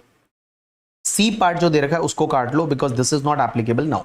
नाउ 115A क्या बोलती है बताए, कि अगर आपको रॉयल्टी एफटीएस से इनकम होता है, कोई नॉन रेजिडेंट फॉरेन कंपनी है उसको रॉयल्टी एफटीएस से इनकम होता है, so how royalty FTS is taxable, there are 2 part. अगर वो नॉन रेजिडेंट फॉरेन कंपनी का इंडिया में परमानेंट एस्टेब्लिशमेंट है, अगर इंडिया में पीई है, तो क्या होगा पता है, रॉयल्टी एफटीएस के लिए इंडिया में जो पीई है वो पीई अपना प्रॉफिट एंड लॉस अकाउंट बनाएगी, और वो इंडिया में पी अपना प्रॉफिट एंड लॉस अकाउंट बनाएगी, और उस प्रॉफिट एंड लॉस अकाउंट के डेबिट साइड में जितने भी पी के एक्सपेंडिचर है वो आ जाएंगे, क्रेडिट साइड में गाइस जो भी रॉयल्टी एफटीएस है वो रॉयल्टी एफटीएस का अमाउंट आ जाएगा। एंड गाइस जो आपका क्रेडिट में जो इनकम रहेगा royalty FTS minus all the expenditure, जो भी रिमेनिंग इनकम होगा, this will be your net profit, and this net profit is going to be taxable as per the normal tax rate. Normal tax rate means if it is a foreign company then it is going to be taxable as per 35%, and guys if it is an individual like non-resident is an individual then it is going to be taxable as per the slab rate of the individual. Means in simple word that non-resident foreign company, that royalty FTS income, that net profit is going to be taxable as per normal tax rate if that non-resident foreign company is having a permanent establishment in India. But guys यहाँ पे एक चीज ध्यान रखना, यहाँ पे जब P&L debit में जो आप खर्चे डालते हैं ना, उसमें 2 खर्चे आपके अलाउ नहीं होंगे। एक तो अगर आपने अपने किसी दूसरी पी को या हेड ऑफिस को कोई भी खर्चा दिया है, that will not be allowed, और दूसरा अगर कोई ऐसा एक्सपेंडिचर है जो not होनली and exclusively for the Indian P, वो एक्सपेंडिचर अलाउ नहीं होगा। एक और चीज समझना, मैंने बोला कि अगर आप दूसरे पी या अपने हेड ऑफिस को कोई एक्सपेंडिचर देते हो, that will not be debited to P&L account, but suppose if it is a reimbursement of the actual expenditure, If it is a reimbursement of the actual expenditure, then that will be allowed. वो आपका allow हो जाएगा। अब एक और चीज समझना, अगर इंडिया में पीई नहीं है, then royalty FTS will be taxable as per the 20% tax rate under section 115A.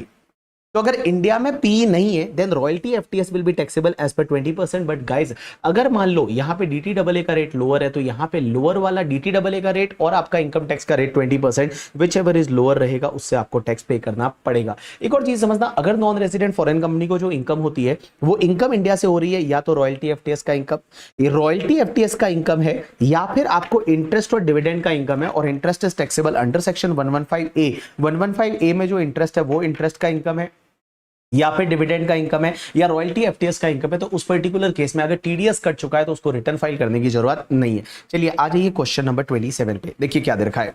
Lord's Inc is a British company earn in previous year 24-25 income by way of fees for technical service of 3.2 crore from the Yamuna Limited Indian company in pursuance of agreement between Yamuna Limited and Lords INC entered into the year 2012, which is approved by the central government. Expenses incurred for earning such income is a 28 lakh. Examine the taxability of above sum in hands of Lords INC as per the provision of the Income Tax Act 1961 and requirement if any to file the return of income assuming that Lords INC does not have any permanent establishment in India। तो guys यहाँ पे permanent establishment अगर India में नहीं है तो guys जो भी यहाँ पे आपको जो रॉयल्टी एफटीएस का इनकम मिला है 3.2 crore, this 3.2 crore is going to be taxable as per 20% under section 115A।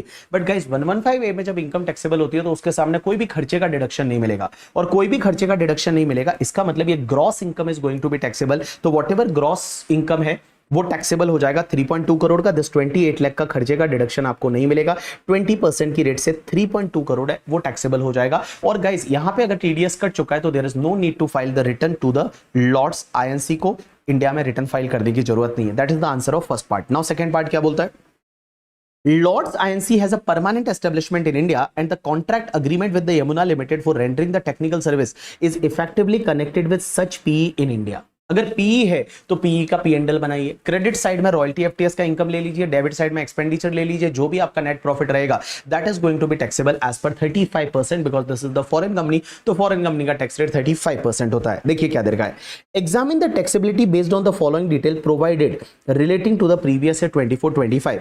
Now fees for technical service received from Yamuna limited, this is credited to the P and L account. Now expenditure incurred for earning such income is 20 lakh. Is it will be debited? Answer is yes. It will be debited to the P&L debit side. Now fees for technical service received from other Indian company pursuant to the approved agreement entered between 2006 to 10. It is also credited to the P&L account. Now expenditure incurred for earning such income, so it will be debited to the P&L account. Now expenditure not wholly and exclusively for the business of such PE and that is not included in 2 and 4. So guys it is going to be ignored because any expenditure जो Indian PE के लिए wholly and exclusively नहीं है वो P&L के debit में नहीं आएगा। And amount paid by PE to the HO and it is not the nature of the reimbursement of the actual expenditure, तो ये expenditure को भी आपको इग्नोर करना पड़ेगा, ये भी नहीं आएगा। तो आप क्या करेंगे, 3.2 करोड़ है इसको आप लीजिए, 2 करोड़ को लीजिए, माइनस 28 लाख माइनस 21 लाख, जो भी बचेगा that is going to be taxable as per 35% is the tax rate, और उसको रिटर्न भी फाइल करना पड़ेगा। आंसर इज यस, फिर उसको रिटर्न भी फाइल करना पड़ेगा। यू गॉट माय पॉइंट और not? Yes. So this is the your question number 27। Now let's start with the question number 30 और देखिए क्वेश्चन नंबर 30 में क्या बोला हुआ है। All people pay attention, question number 30 बड़ा इंटरेस्टिंग क्वेश्चन है। क्वेश्चन नंबर 30 क्या बोलता है समझने की कोशिश करना। तो क्वेश्चन नंबर आप 30 पे आ जाइए और देखिए क्वेश्चन नंबर 30 में क्या दे रखा है। Cherry Limited is a non-resident German company, so I can say that this company is a foreign company, German company, has the following income during the previous year ended 31st March 2025. Dividend income of 12,50,000 from XY Indian company listed in the recognized stock exchange. एक बात समझना, अगर Indian company से कोई भी dividend मिलता है तो डिविडेंड कौन सी रेट से टैक्सेबल होगा। तो मैं आपको 2-3 बार बता चुका हूं कि डिविडेंड अगर नॉन रेजिडेंट फॉरेन कंपनी को मिला तो that is going to be taxable at the rate 20% under section 115A। So there is a tax rate given at 20% under section 115A, तो वो 115A के हिसाब से टैक्सेबल हो जाएगा। अगर आपको 115A देखना है तो 115A में देखिए यहां पे मैंने दे रखा है that is dividend received from the non resident foreign, received by the non resident foreign company 20% taxable. But अगर IFSC में कोई यूनिट लोकेटेड है उससे मिलता है then it is taxable as per 10%, और UTI म्यूचुअल फंड से इनकम मिलता है that is also taxable as per 10%। Okay, now next part is a 8% debenture of 20 lakh received from X Limited, an Indian company, on 1st October 2024 in consideration of providing technical know-how. Date of payment of interest being 31st every year. So guys, यहां पे क्या हुआ पता है तुमको, यहां पे आपको डिबेंचर रिसीव हुआ और आपने डिबेंचर रिसीव हुआ है वो 20 लाख का रिसीव हुआ है, और वो क्यों रिसीव हुआ, क्योंकि आपने टेक्निकल सर्विस प्रोवाइड की। तो गाइस एक बात बताओ, टेक्निकल सर्विस आपने प्रोवाइड की, उसके एक्सचेंज में आपको 20 लाख का डिबेंचर मिला, तो मैं बताऊं यहां पे आपका फीस फॉर टेक्निकल सर्विस है and fees for technical service है। तो इस पर्टिकुलर केस में क्या होता है ना guys, fees for technical service है, this 20 lakh is a fees for technical service. Fees for technical service कैसे टैक्सेबल होगी, तो मैंने आपको बोला रॉयल्टी एफटीएस है, वो टैक्सेबल कैसे होती है, अगर मान लो यहां इंडिया में पीई नहीं है एंड गवर्नमेंट के साथ में जिसमें अग्रीमेंट को अप्रूव किया है, बिकॉज आप एक चीज समझना, यहां पे रॉयल्टी एफटीएस है वो टैक्सेबल कैसे होता है, रॉयल्टी एफटीएस टैक्सेबल होता है 20% की रेट से, बट यहां पे कंडीशन है कि received from the government in pursuance of the agreement with the government, या फिर received from the Indian concern as per the agreement made by non resident foreign company with the Indian concern and agreement is approved by the central government. It's related to the industrial policy of the government. तो एक बात बताना, यहां पे fees for technical service के case में ऐसा नहीं लिखा हुआ है कि this agreement approved or not approved. If this agreement is approved, तो इस पर्टिकुलर केस में ये royalty FTS of 20 lakh is going to be taxable as per 20% under section 115A, otherwise it will be taxable as per the normal tax rate. So guys यहां पे कुछ भी नहीं लिखा हुआ, तो मैं इसको अनअप्रूव्ड मान सकता हूं, और अनअप्रूव्ड अगर मैं मानूंगा then it will be taxable as per the normal tax rate, और normal tax rate foreign company के केस में क्या रहता है 35%, सो 35% की रेट से टैक्सेबल होगा। एंड एक चीज समझना, ये जो डिबेंचर है ना, इस डिबेंचर पे आपको इंटरेस्ट भी मिलेगा, इंटरेस्ट भी मिलेगा क्योंकि 1 अक्टूबर 2024 को इशू हुआ, तो 6 मंथ का आपको इंटरेस्ट मिलेगा ना। तो 6 मंथ का इंटरेस्ट का मतलब होता है कि 20 lakh multiply by 8% divide by 20 lakh multiply by 8%, that's divide by 2, तो आपको 80,000 रुपीज का इंटरेस्ट मिलेगा एंड दिस 80,000 रुपीज का interest will also be taxable as per the, ये जो टैक्सेबल होगा वो कैसे होगा, 20% से टैक्सेबल होगा। वाई 20% से टैक्सेबल होगा, एक बात समझना, यहां पे अगर मान लो उन्होंने कोई फॉरेन करेंसी लोन दिया होता है, तो क्या होता है, अगर मान लो कोई भी इंटरेस्ट मिलता है, वो इंटरेस्ट अगर फॉरेन करेंसी लोन पे है और फॉरेन करेंसी लोन दिया, तो उसके केस में 20% की रेट से टैक्सेबल होता है। बट यहां पे फॉरेन करेंसी लोन थोड़ी है, यहां पे तो क्या है, डिबेंचर पे इंटरेस्ट मिल रहा है, और डिबेंचर जो इशू हुआ था वो फीस फॉर टेक्निकल सर्विस के एक्सचेंज में हुआ था। In this particular case guys, this is also taxable as per the 35% जो नॉर्मल टैक्स रेट है फॉरेन कंपनी का। उसके बाद dividend received of 5,50,000 on the GDR of the Y Limited and Indian company issued under the scheme of central government against the initial issue of shares of the company and purchased by the Cherry Limited in the foreign currency through the approved intermediary. Guys एक बात समझना, एक section हुआ करती है, that section is 115AC, और 115AC क्या बोलती है कि अगर मान लो कोई भी नॉन रेजिडेंट है और नॉन रेजिडेंट ने या तो इंडियन कंपनी का कोई भी स्पेसिफाइड बॉन्ड खरीदा था, स्पेसिफाइड बॉन्ड का मतलब होता है FCCB, FCCB का मतलब होता है फॉरेन करेंसी कन्वर्टेबल बॉन्ड, या फिर उसने इंडियन कंपनी का GDR खरीदा, global depository receipt, and guys वो फॉरेन करेंसी में खरीदा, तो उस पर्टिकुलर केस में क्या होता है ना, उस पे जो भी अगर आपको लॉन्ग टर्म कैपिटल गेन हुआ that is taxable as per 10%, and guys अगर उस पे कोई भी long term capital gain on or after 23 July 2024 के बाद में हुआ, तो वहां पे टैक्सेबल हो जाएगा आपका 12.5% इंस्टेड ऑफ द 10%। बट उस पे जो इंटरेस्ट इनकम होती है, जो डिविडेंड इनकम होती है, that is also taxable as per the 10%, और वो कहां पे दे रखा है, that is given under section 115AC। तो आप अगर देखोगे यहां पे मैंने 115AC जो सेक्शन है, 115AC में मैंने ये बताया हुआ है कि 115AC में जो LTCG होता है या interest dividend from the bonds और GDR, then it is taxable 10% है LTCG, but 12.5% with effect from 23 July 2024, and interest dividend के केस में टैक्सेबल हो जाएगा as per the 10%। You got my point और नॉट? यस। उसके बाद में एक चीज समझना, चलिए तो यहां पे अगर मैं आपको बोलूं कि this dividend income on the GDR is going to be taxable under section 115AC at the rate 10%, तो ये 10% की रेट से टैक्सेबल हो जाएगा 5,50,000। आगे देखिए क्या दे रखा है, business income of 8 lakh from the unit establish in the Mumbai. So business income है 8 लाख रुपीस का, this is going to be taxable as per the normal tax rate of the 35%। तो फॉरेन कंपनी का टैक्स रेट है वो 35% है, तो 8 lakh is taxable is at per 35%। Now next part, income by way of royalty other than referred under section 44DA amounts to 10 lakh received from the Z Limited and Indian company in pursuance of agreement approved by the central government, and as per DTAA between the two countries such dividend such royalty is taxable as per 22%. So guys यहाँ पे क्या हुआ, royalty मिला है और यहाँ पे agreement है और अग्रीमेंट अप्रूव्ड है गवर्नमेंट से, तो ये रॉयल्टी, और उनका इंडिया में कोई भी पीई नहीं है, 44DA में कवर नहीं होता, तो क्या मैं ऐसा बोल सकता हूं this royalty is taxable as per section 115A at the rate 20%? ये 20% की रेट से टैक्सेबल हो जाएगा और 20% से टैक्सेबल होगा। लेकिन एक और चीज समझना, यहां रॉयल्टी रिसीव्ड दे रखा है, सो जब भी अगर आपको रॉयल्टी रिसीव्ड दे रखा है ना, तो इसका मतलब आपको ये मानने का, रिसीव्ड या क्रेडिटेड टू बैंक अकाउंट दे रखा है, तो आपको ये मानने का कि ये भैया नेट ऑफ टीडीएस है। अगर उस पर टीडीएस कटना है तो टीडीएस कटा हुआ है, तो नेट ऑफ टीडीएस है, तो आपको ग्रॉस अप करना पड़ेगा। अब एक बात समझना, रॉयल्टी के केस में आपका टैक्स रेट कितना है, 20% है। हेल्थ एंड एजुकेशन से 4% लगेगा, तो 20% plus 4% it's comes to the 20.8%।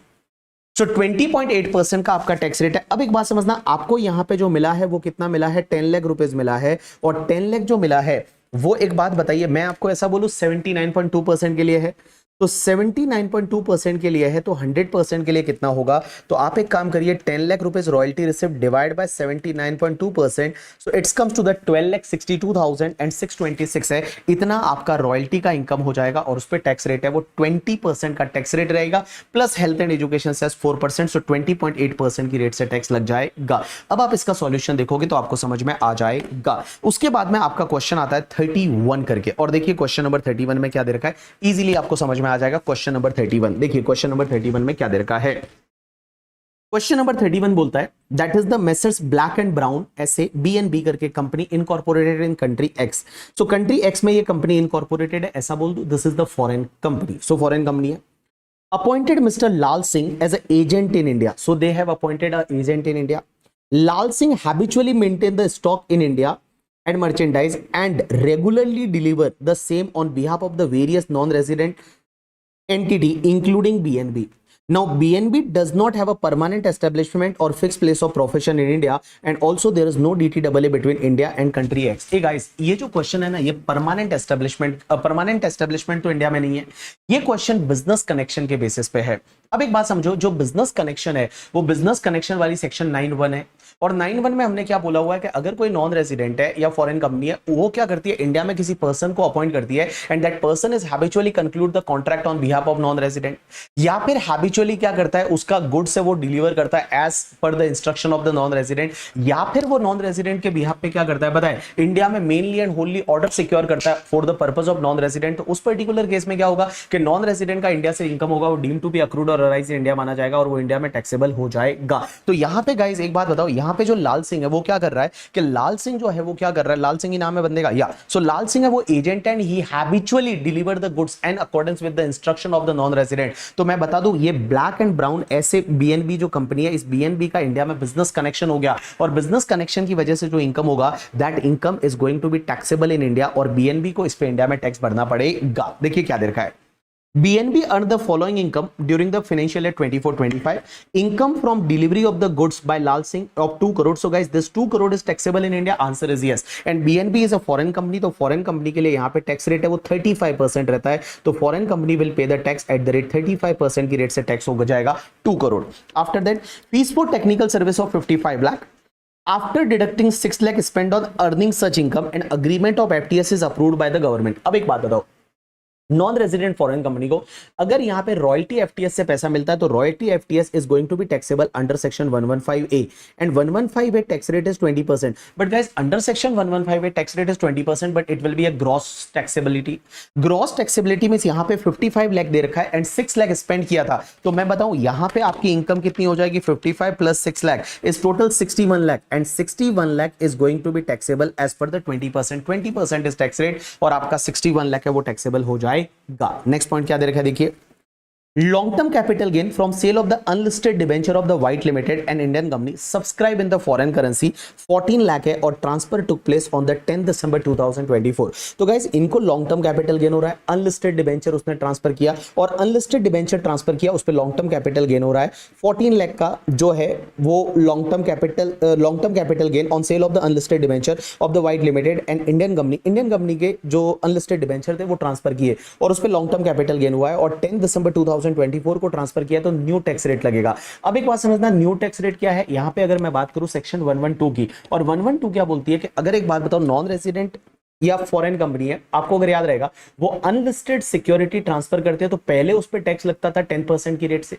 Unlisted security transfer करते हैं तो पहले टैक्स लगता था 10% की रेट से, बट अब टैक्स लगता है 12.5% की रेट से. So guys, this 14 lakh is going to be taxable under section 112 only at the rate 12.5%. तो 12.5% की रेट से टैक्स लग जाएगा. So here tax rate is a 12.5%. उसके बाद BNB paid sum equal to 50 lakh as per the country X in respect of above mentioned income earned from the India।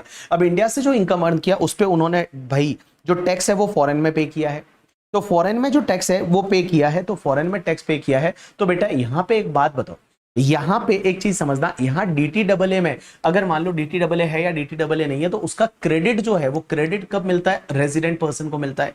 तो India का अगर रेजिडेंट पर्सन होता तो क्या होता, सेक्शन 91 में रिबेट मिल जाती है। इंडिया का रेजिडेंट पर्सन नहीं है तो यहां पे सेक्शन 91 का रिबेट वगैरह आपको नहीं मिलेगा। तो एक बात समझना, यहां पे DTAA नहीं है एज वेल एज द यहां पे बेटा वो रेजिडेंट नहीं है ना। अगर DTAA नहीं है तो उसको रेजिडेंट बनना पड़ेगा, क्योंकि सेक्शन 91 का जो रिबेट है वो तभी मिलता है जब आप इंडिया के रेजिडेंट होते हैं। अब आप एक काम करिए, फटाफट इसका आंसर देख लीजिए, आपको समझ में आ जाएगा और आपको बढ़िया से समझ में आ जाएगा। उसके बाद में डायरेक्टली आ जाइए क्वेश्चन नंबर 33 पे। अब गाइस एक चीज समझना, क्वेश्चन नंबर 33 समझाने से पहले मैं आपको एक सेक्शन बता दूं, 115AD। 115AD is related to the FII। FII का मतलब होता है फॉरेन इंस्टीट्यूशनल इन्वेस्टर। आजकल भैया शेयर मार्केट में FII का बड़ा सा आप देख रहे हो, शेयर मार्केट नीचे चला जाता है, जब FII बेचने आते हैं, FII खरीदने आते हैं तो वापस शेयर मार्केट ऊपर चला जाता है करके, ठीक है। और जब ऊपर जाता है तो अपने को फोमो होता है, अरे भाई शेयर मार्केट ऊपर चला गया, अपन ने कुछ खरीदा ही नहीं। अब एक बात समझना, FII को एक सेक्शन है 115AD और इसको आपको रट्टा मारना है, इसको आपको याद रखना है। You have to remember this section. ये सेक्शन क्या बोलती है पता है कि FII को अगर इंडिया में सिक्योरिटी से कोई इनकम होता है तो आपको just you have to remember that tax rate is 10%, 20% and 30%। तो FII को सिक्योरिटी से इनकम होता है, then tax rate is 10%, 20% and 30%। 10, 20, 30, 10, 20, 30 कैसे याद रखोगे? 10% is for long term capital gain, 20% is for the investment income. Investment income का मतलब होता है सिक्योरिटी पे डिविडेंड या फिर इंटरेस्ट मिलता है तो 20%, and short term capital gain is 30%। तो 10%, 20%, 30%।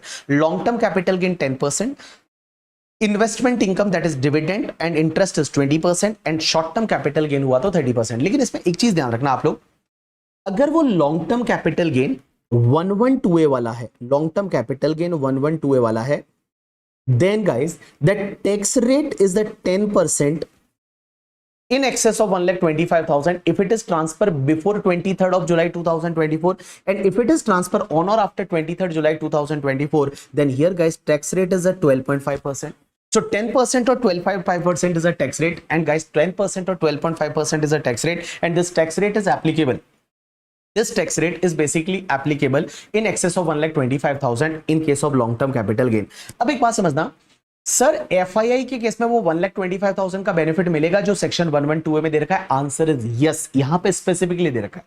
देखो अदर कोई भी सेक्शन में ऐसा नहीं मिलेगा। अदर सेक्शन में अगर स्पेशल रेट से टैक्सेबल होता है लॉन्ग टर्म कैपिटल गेन तो वो 1,25,000 का बेनिफिट नहीं मिलेगा, बट यहां पे आपको 1,25,000 का बेनिफिट मिलेगा अगर 112A से टैक्सेबल होता है तो। अब एक बात समझना, short term capital gain is taxable as per 30%, but guys other short term capital gain जो 111A वाला है, then guys 111A short term capital gain is going to be taxable as per the 15% or 20%. If it is transferred before 23rd July 2024 then 15%, on or after 23rd July 2024 then 20%. अब एक और चीज समझना guys, ये section में long term capital gain अगर 112A वाला cover नहीं होता तो बाकी long term capital gain is going to be taxable as per 10% only. It is going to be taxable as per the 10% only. It is going to be taxable as per the 10% only. Guys, यहाँ पे 12.5% tax rate नहीं है with effect from 23rd July 2024. There is no 12.5%. There is a mistake in the law.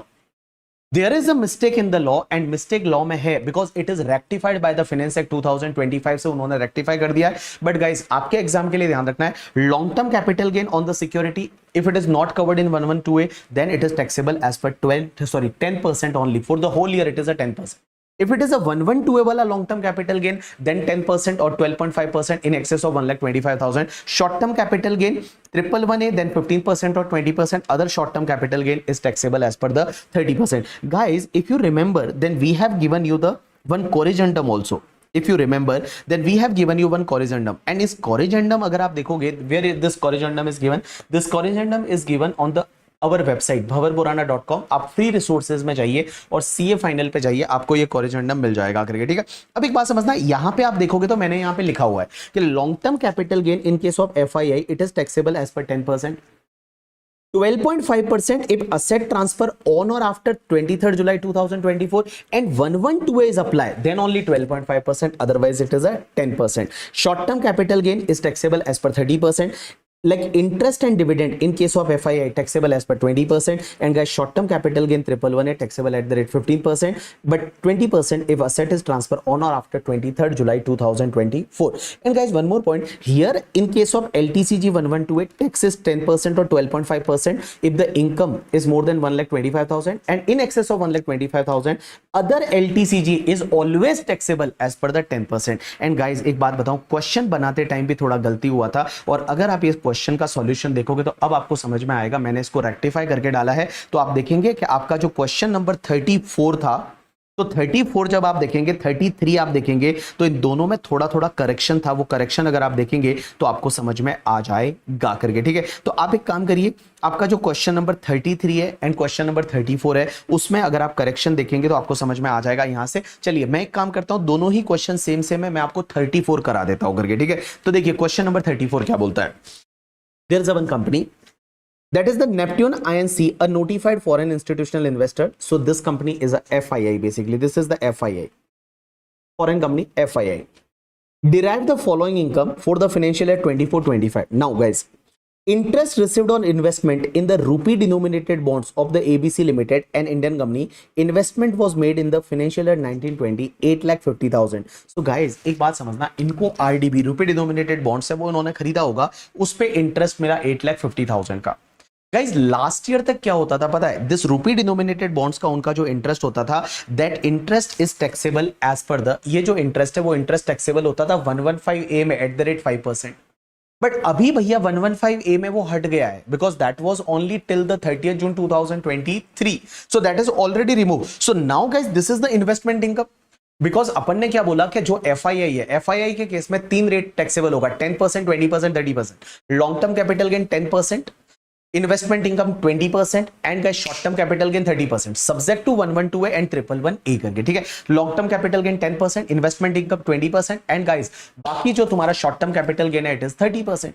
But guys यहाँ पे gross rate से income taxable होता है, उसके सामने कोई भी खर्चा अलाउ नहीं होगा। तो ये तुम्हारा इन्वेस्टमेंट इनकम है। तो इन्वेस्टमेंट इनकम जो है, this investment income is going to be taxable as per 20%, so here 20% tax rate under section 115AD। Now next part, interest on the security pay interest, it is also investment income.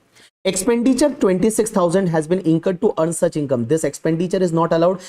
This is taxable at the rate 20% under section 115AD for the FII. Now next part, income from the sale of the security and the shares. Now guys, bonds of the Jupiter Limited.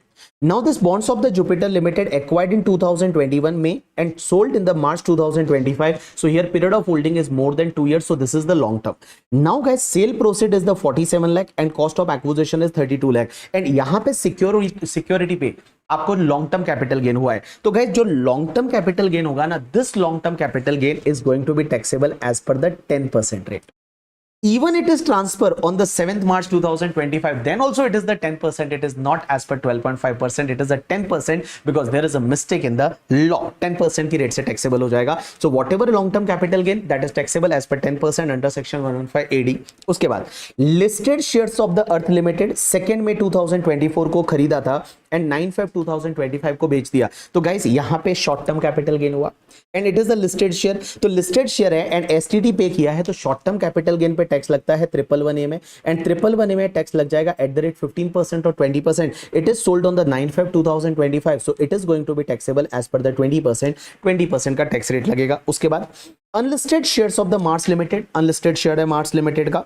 Sale consideration is 8,40,000 and purchase is 3,72,000. It was purchased on the 1st July 2024 and it is sold on the 7th March 2025. So guys, here also it is the short term capital gain, but it is not a 111A. So this short term capital gain is going to be taxable as per the 30%. तो आप अगर answer को देखेंगे ना, तो answer में आपको दे रखा है कि रूपी डिनोमिनेटेड बॉन्ड से जो इनकम हुआ and interest on the security, this 25,82,000 is going to be taxable as per 20%. It is an investment income. Long term capital gain on the security, it is taxable. 15 lakh is taxable as per the 10% only, not 12.5%, 10% only. And guys, short-term capital gain 111A, this 4,60,000, it is going to be taxable as per the 20% under section 111A, and other short-term capital gain is going to be taxable as per the 30%. You got my point or not? Yes. So guys, 33 and question number 34, जो question number 33 है and question number 34 है, this both are similar question for the FII. And guys, instead of the FII, अगर यहाँ पे आपका specified fund होता, specified fund किसको बोलते हैं? अल्टरनेट इन्वेस्टमेंट फंड कैटेगरी 3 वाला, जो कि आईएफएससी में लोकेटेड है और उसके जितने भी यूनिट होल्डर है वो नॉन रेजिडेंट है। तो एफआईआई जो है उसके साथ में अगर मान लो स्पेसिफाइड फंड होता तो उसके केस में 10 20 30 नहीं होता, उसमें होता है 10 10 30, means long term capital gain 10%, उसके बाद में investment income is also 10%, and guys जो भी तुम्हारा शॉर्ट टर्म कैपिटल गेन होगा that is the 30%, but subject to the 112 and 111A करके। यू गॉट माय पॉइंट और not? Yes. So this is the question number 33 and 34। Please आप correction कर लीजिएगा। आपके पास में अगर बुक है और बुक में करेक्टेड नहीं है तो कॉरिजेंडम डाल रखा है मैंने वेबसाइट पे, वहां से आप इसको करेक्ट कर लीजिएगा करके, ठीक है। चलिए उसके बाद में अगर हम बात करते हैं, एक और क्वेश्चन अपन करते हैं, दैट इज द 33 34 हो गया। आ जाइए क्वेश्चन नंबर 36 पे, और 36 में क्या दे रखा है देखिए। 36 में दे रखा है the detail given here under related to the US citizen Mr Frederick Trotwill, I think ऐसे कुछ बोलते होंगे करके, ठीक है। फॉरेन का कोई बंदा है, he is a US citizen and he is a non resident, basically a US football player, and his sister जो है that is Susan, a singer, वो सिंगर है करके, ठीक है। अब एक बात समझना, इनको इंडिया से कुछ इनकम होती है, participate in the football tournament in India, उससे 25 लाख हुआ, winning from lottery in India net that is 68,800, and contribution of article relating to the sports in football in sports magazine in India, and performance of music show in India. आपसे पूछा है with reference to the provision of income tax act 1961 you are required to compute the total income tax liability of the both and discuss whether the above income are subject to the TDS or not, and guys explain it is necessary to file the return or not। एक guys एक बात बताऊं, एक section हुआ करती है 115 BBA करके, एक सेक्शन हुआ करती है 115 BBA। यहां पे मैं आपको बता दूं एक सेक्शन होती है सेक्शन 115 BBA करके। ये सेक्शन क्या बोलती है कि अगर कोई नॉन रेजिडेंट स्पोर्ट्स पर्सन है या नॉन रेजिडेंट स्पोर्ट्स एसोसिएशन है या फिर एंटरटेनर है, और नॉन रेजिडेंट स्पोर्ट्स पर्सन के साथ साथ non resident sports person and non resident entertainer के साथ साथ वो नॉन इंडियन सिटीजन भी होना चाहिए। एंड गाइस इनको अगर मान लो इंडिया से इनकम होती है, कौन कौन सी पता है? या तो नॉन रेजिडेंट स्पोर्ट्स पर्सन है, वो इंडिया में अगर कोई गेम में पार्टिसिपेट करता है उससे कोई इनकम होती है, participation of any game in India, या फिर वो क्या करता है एडवर्टाइजमेंट करता है ऊला ला ला ले ओ, या फिर वो क्या करता है आर्टिकल कंट्रीब्यूट करता है related to games in the newspaper magazine and journal and all, right. उससे जो इनकम होती है then this income are going to be taxable as per the 20% की रेट से टैक्सेबल होती है ग्रॉस बेसिस पे। या फिर स्पोर्ट्स एसोसिएशन है जैसे आईसीसी है या फिर ऑस्ट्रेलियन क्रिकेट क्लब है, इंडिया में कोई मान लो आईपीएल खेला जा रहा है और उनको कोई गारंटी कमीशन वगैरह गारंटी फीस मिलती है, that is also taxable as per 20% rate. And guys अगर कोई non resident non Indian citizen entertainer है, वो इंडिया में कहीं भी परफॉर्मेंस करता है और उससे उसको पैसा मिलता है, then it is taxable as per 20% की टैक्स रेट से टैक्सेबल हो जाता है। अब एक और चीज समझना, अगर इनकी यही इनकम है और इस पे अगर टीडीएस कट चुका है अंडर सेक्शन 194E, अगर आपको याद रहेगा तो 194E टीडीएस टॉपिक में पढ़ा था, टीडीएस 194E में कट चुका है तो इनको अपना रिटर्न फाइल करने की जरूरत नहीं है। There is no need to file the return, there is no need to file the return, इनको अपना रिटर्न फाइल करने की जरूरत नहीं है। यू गॉट माय पॉइंट और नॉट? यस। अब एक बात समझना, यहां पे अगर मैं बात करूं तो तुम्हारा सबसे पहले ये जो तुम्हारा बंदा है इसको फुटबॉल टूर्नामेंट में पार्टिसिपेट किया, ये 25 लाख, इस पे टैक्स लग जाएगा कौन सी सेक्शन में? 115 BBA में टैक्स लगेगा एट द रेट 20% की रेट से, and gross income is going to be taxable. Winning from lottery, ah guys winning from lottery you know that in India it is taxable as per section 115 BB, it is taxable as per section 115 BB, ठीक है। यहां पे 115 BB है और 115 BB में taxable हो जाएगा, ये जो है वो 115 BB में टैक्सेबल होता है। And guys you know that ये जो टैक्सेबल होता है यहां पे आपको दे रखा है नेट, तो जब नेट दे रखा है तो आपको इसको क्या करना पड़ेगा? ग्रॉसअप करना पड़ेगा। और ग्रॉसअप कैसे करोगे? इस पे टीडीएस कौन सी रेट से कटता है एक बात बताओ? 115 BB। और भाई साहब एक बात बताओ, टीडीएस कटता है under section 194 BB on the winning, और टीडीएस का रेट क्या रहता है? 30%, और नॉन रेजिडेंट के केस में आप 4% और ऐड कर दोगे तो 30% plus 4% it's comes to the 31.2%। तो 31.2%, तो यहां पे आपको नेट दे रखा है दैट इज द 68,800। ऐसा बोल दूं कि दिस 68,800 इज फॉर 68.8%। तो व्हाट विल बी द 100%, तो विनिंग का इनकम हो जाएगा 1 लाख रुपीज, तो 1 लाख इज द विनिंग का income and this winning income is taxable as per 30% tax rate. Now performance of the okay, इससे पहले ये जो तुम्हारा contribution of article in the like any magazine, ये कौन सी रेट से टैक्सेबल होगा, 20% की रेट से टैक्सेबल हो जाएगा। एंड गाइज ये जो परफॉर्मेंस ऑफ उसकी जो सिस्टर है वो एंटरटेनर है, उसको जो मिलेगा ये भी तुम्हारा 20% की रेट से टैक्सेबल हो जाएगा। अब एक और चीज समझना, यहां पे इसको रिटर्न फाइल करना पड़ेगा, आंसर इज यस, क्योंकि यहां पे विनिंग का इनकम है। तो विनिंग का इनकम है, भले टीडीएस कट गया तो भी उसको रिटर्न फाइल करना पड़ेगा, लेकिन गाइज उसकी जो सिस्टर है उसको रिटर्न फाइल करने की जरूरत नहीं है, उसकी जो सिस्टर है उसको रिटर्न फाइल करने की जरूरत नहीं है। अगर इस पे टीडीएस कट चुका है तो उसको रिटर्न फाइल करने की जरूरत नहीं है। यू गॉट माय पॉइंट और नॉट? यस। तो अब आप इसका सॉल्यूशन देखोगे तो आपको समझ में आ जाएगा। उसके बाद में गाइज एक और क्वेश्चन मैंने आपको लिया है, that is the last question, and this last question is related to the, guys देखिए क्या दे रखा है, Lambda Limited is an Indian company. Utilize the service of the Donald Harris, a country am cricketer and non-resident in India, for playing in a cricket league matches for the team sponsored by the company. Indian company है, उसकी कोई team sponsor है, उसमें वो match वैच खेलता है। A sum of 32 lakh is payable to him for playing such matches, तो matches खेलने का उसको 32 लाख रुपए मिल रहा है, तो ये 32 लाख टैक्सेबल हो जाएगा under section 115 BBA eight the rate 20%। आगे देर क्या दे रखा है, In addition, a sum of 8 lakh is also payable to him for appearing in the company advertisement on its product. वो जो प्रोडक्ट का एडवर्टाइजमेंट से रिलेटेड उसको 8 लाख मिला, तो भैया ये 8 लाख भी टैक्सेबल होगा एट द रेट 20% की रेट से। He has incurred an expenditure of 2 lakh in India for earning such income. तो भैया उसने 2 लाख रुपया जो खर्चा किया ये इनकम कमाने के लिए, तो वो 2 लाख का खर्चा अलाउ नहीं होगा। 2 लाख का खर्चा है, वो 2 लाख का खर्चा आपका अलाउ नहीं होगा। This 2 lakh expenditure is not going to be allowed because gross income is going to be taxable at the rate 20%. उसके बाद एडम फील्ड करके एक एक्स क्रिकेटर है, hailing from the country N, was employed as a match referee in that cricket tournament. A sum of 6 lakh is payable to him for his service. He stay in India for 45 days. ये guys, match referee is not a sports person, match referee is not a sports person. तो match referee को अगर कोई पैसा मिलता है then it is not going to be taxable as per 20%। इस पे 20% का टैक्स रेट नहीं लगेगा, इस पे भैया आपका नॉर्मल टैक्स रेट से टैक्सेबल हो जाएगा। Is Lambda limited required to deduct tax on the above payment due to the Donald Harris and Adam Field and examine is there is an agreement between the Lambda limited and Donald Harris and Lambda limited and Adam Field that the tax payable in India on the income payable to them will be borne by the Lambda limited, then what is the amount of tax to be deducted and source. Ah guys, अगर मान लो पहली चीज तो ये क्या उस पे TDS कटेगा, आंसर इज यस। जो भैया ये वाला जो इनकम है इस पे टीडीएस है वो आपका कौन सी सेक्शन में कटेगा, 194E में कटेगा। बट ये वाला जो 6 लाख पे करेंगे उस पे टीडीएस जो कटेगा वो 195 में कटेगा। अब एक और चीज समझना, इस पे जो टीडीएस है, ये वाला जो टीडीएस है, मैंने आपको बोला ये वाला टीडीएस उस पे 20% की रेट से कटेगा, और बाकी जो है वो वाला दूसरे वाले को जो टैक्स है वो आपका 195 में कटेगा। अब दूसरा क्वेश्चन उन्होंने ये पूछा है कि अगर मान लो फॉर एन एग्जांपल हम यहाँ पे टैक्स है वो खुद बेयर करते हैं, तो जब भी टैक्स खुद बेयर कर रहे हैं तो आपको ये माना जाएगा जो भी उसको दे रहे हैं वो नेट ऑफ टीडीएस है। तो फॉर एन एग्जांपल, मैं एक एग्जांपल ले रहा हूं, जैसे फॉर एन एग्जांपल इस पर्सन को आपने जो पे किया वो इस पर्सन को आपने 40 लाख पे किया, तो 40 लाख पे किया, ये बोलेंगे कि आफ्टर टीडीएस है, और टीडीएस का रेट क्या है 20.8%, तो रिमेनिंग कितना होता है 79.2% होता है।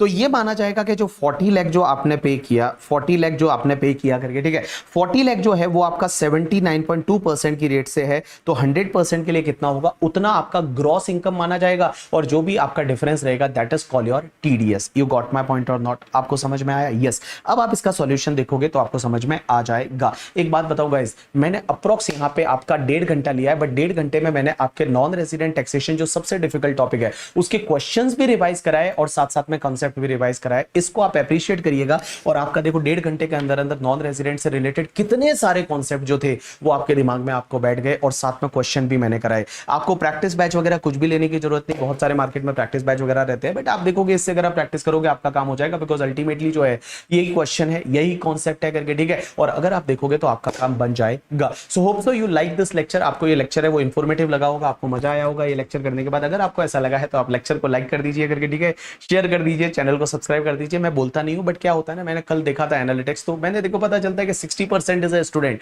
दे have not subscribe this channel also and they are watching the lecture. So guys, आप जो है वो अप्रिशिएट करिएगा। मैं और ऐसे ऐसे लेक्चर में आपके लिए डालता रहूंगा करके, ठीक है। लेकिन एक और बात बता दूं, देखो मैं लेक्चर डालूंगा, there is no need to wait for that. अगर आपको लेक्चर मिलता है, आ जाता है, आपको क्या करना है, वो लेक्चर देखना है। आपकी जो प्रिपरेशन चल रही है वो प्रिपरेशन आप चलते रहिए, आप समझिए ये आपके लिए रिवीजन है। ये चलिए, अगर जो लेक्चर आता है this is the revision for you, आपका प्रिपरेशन चलता रहिए। अभी जैसे आपके पास 1.5 घंटा कभी निकल गया और 1.5 घंटे में आपने ये वीडियो देख लिया, आपका पूरा नॉन रेजिडेंट टैक्सेशन है वो रिवाइज हो गया और उसके क्वेश्चन भी साथ साथ में रिवाइज हो गए करके, ठीक है। चलिए, thanks a lot people, that's enough for today from my side.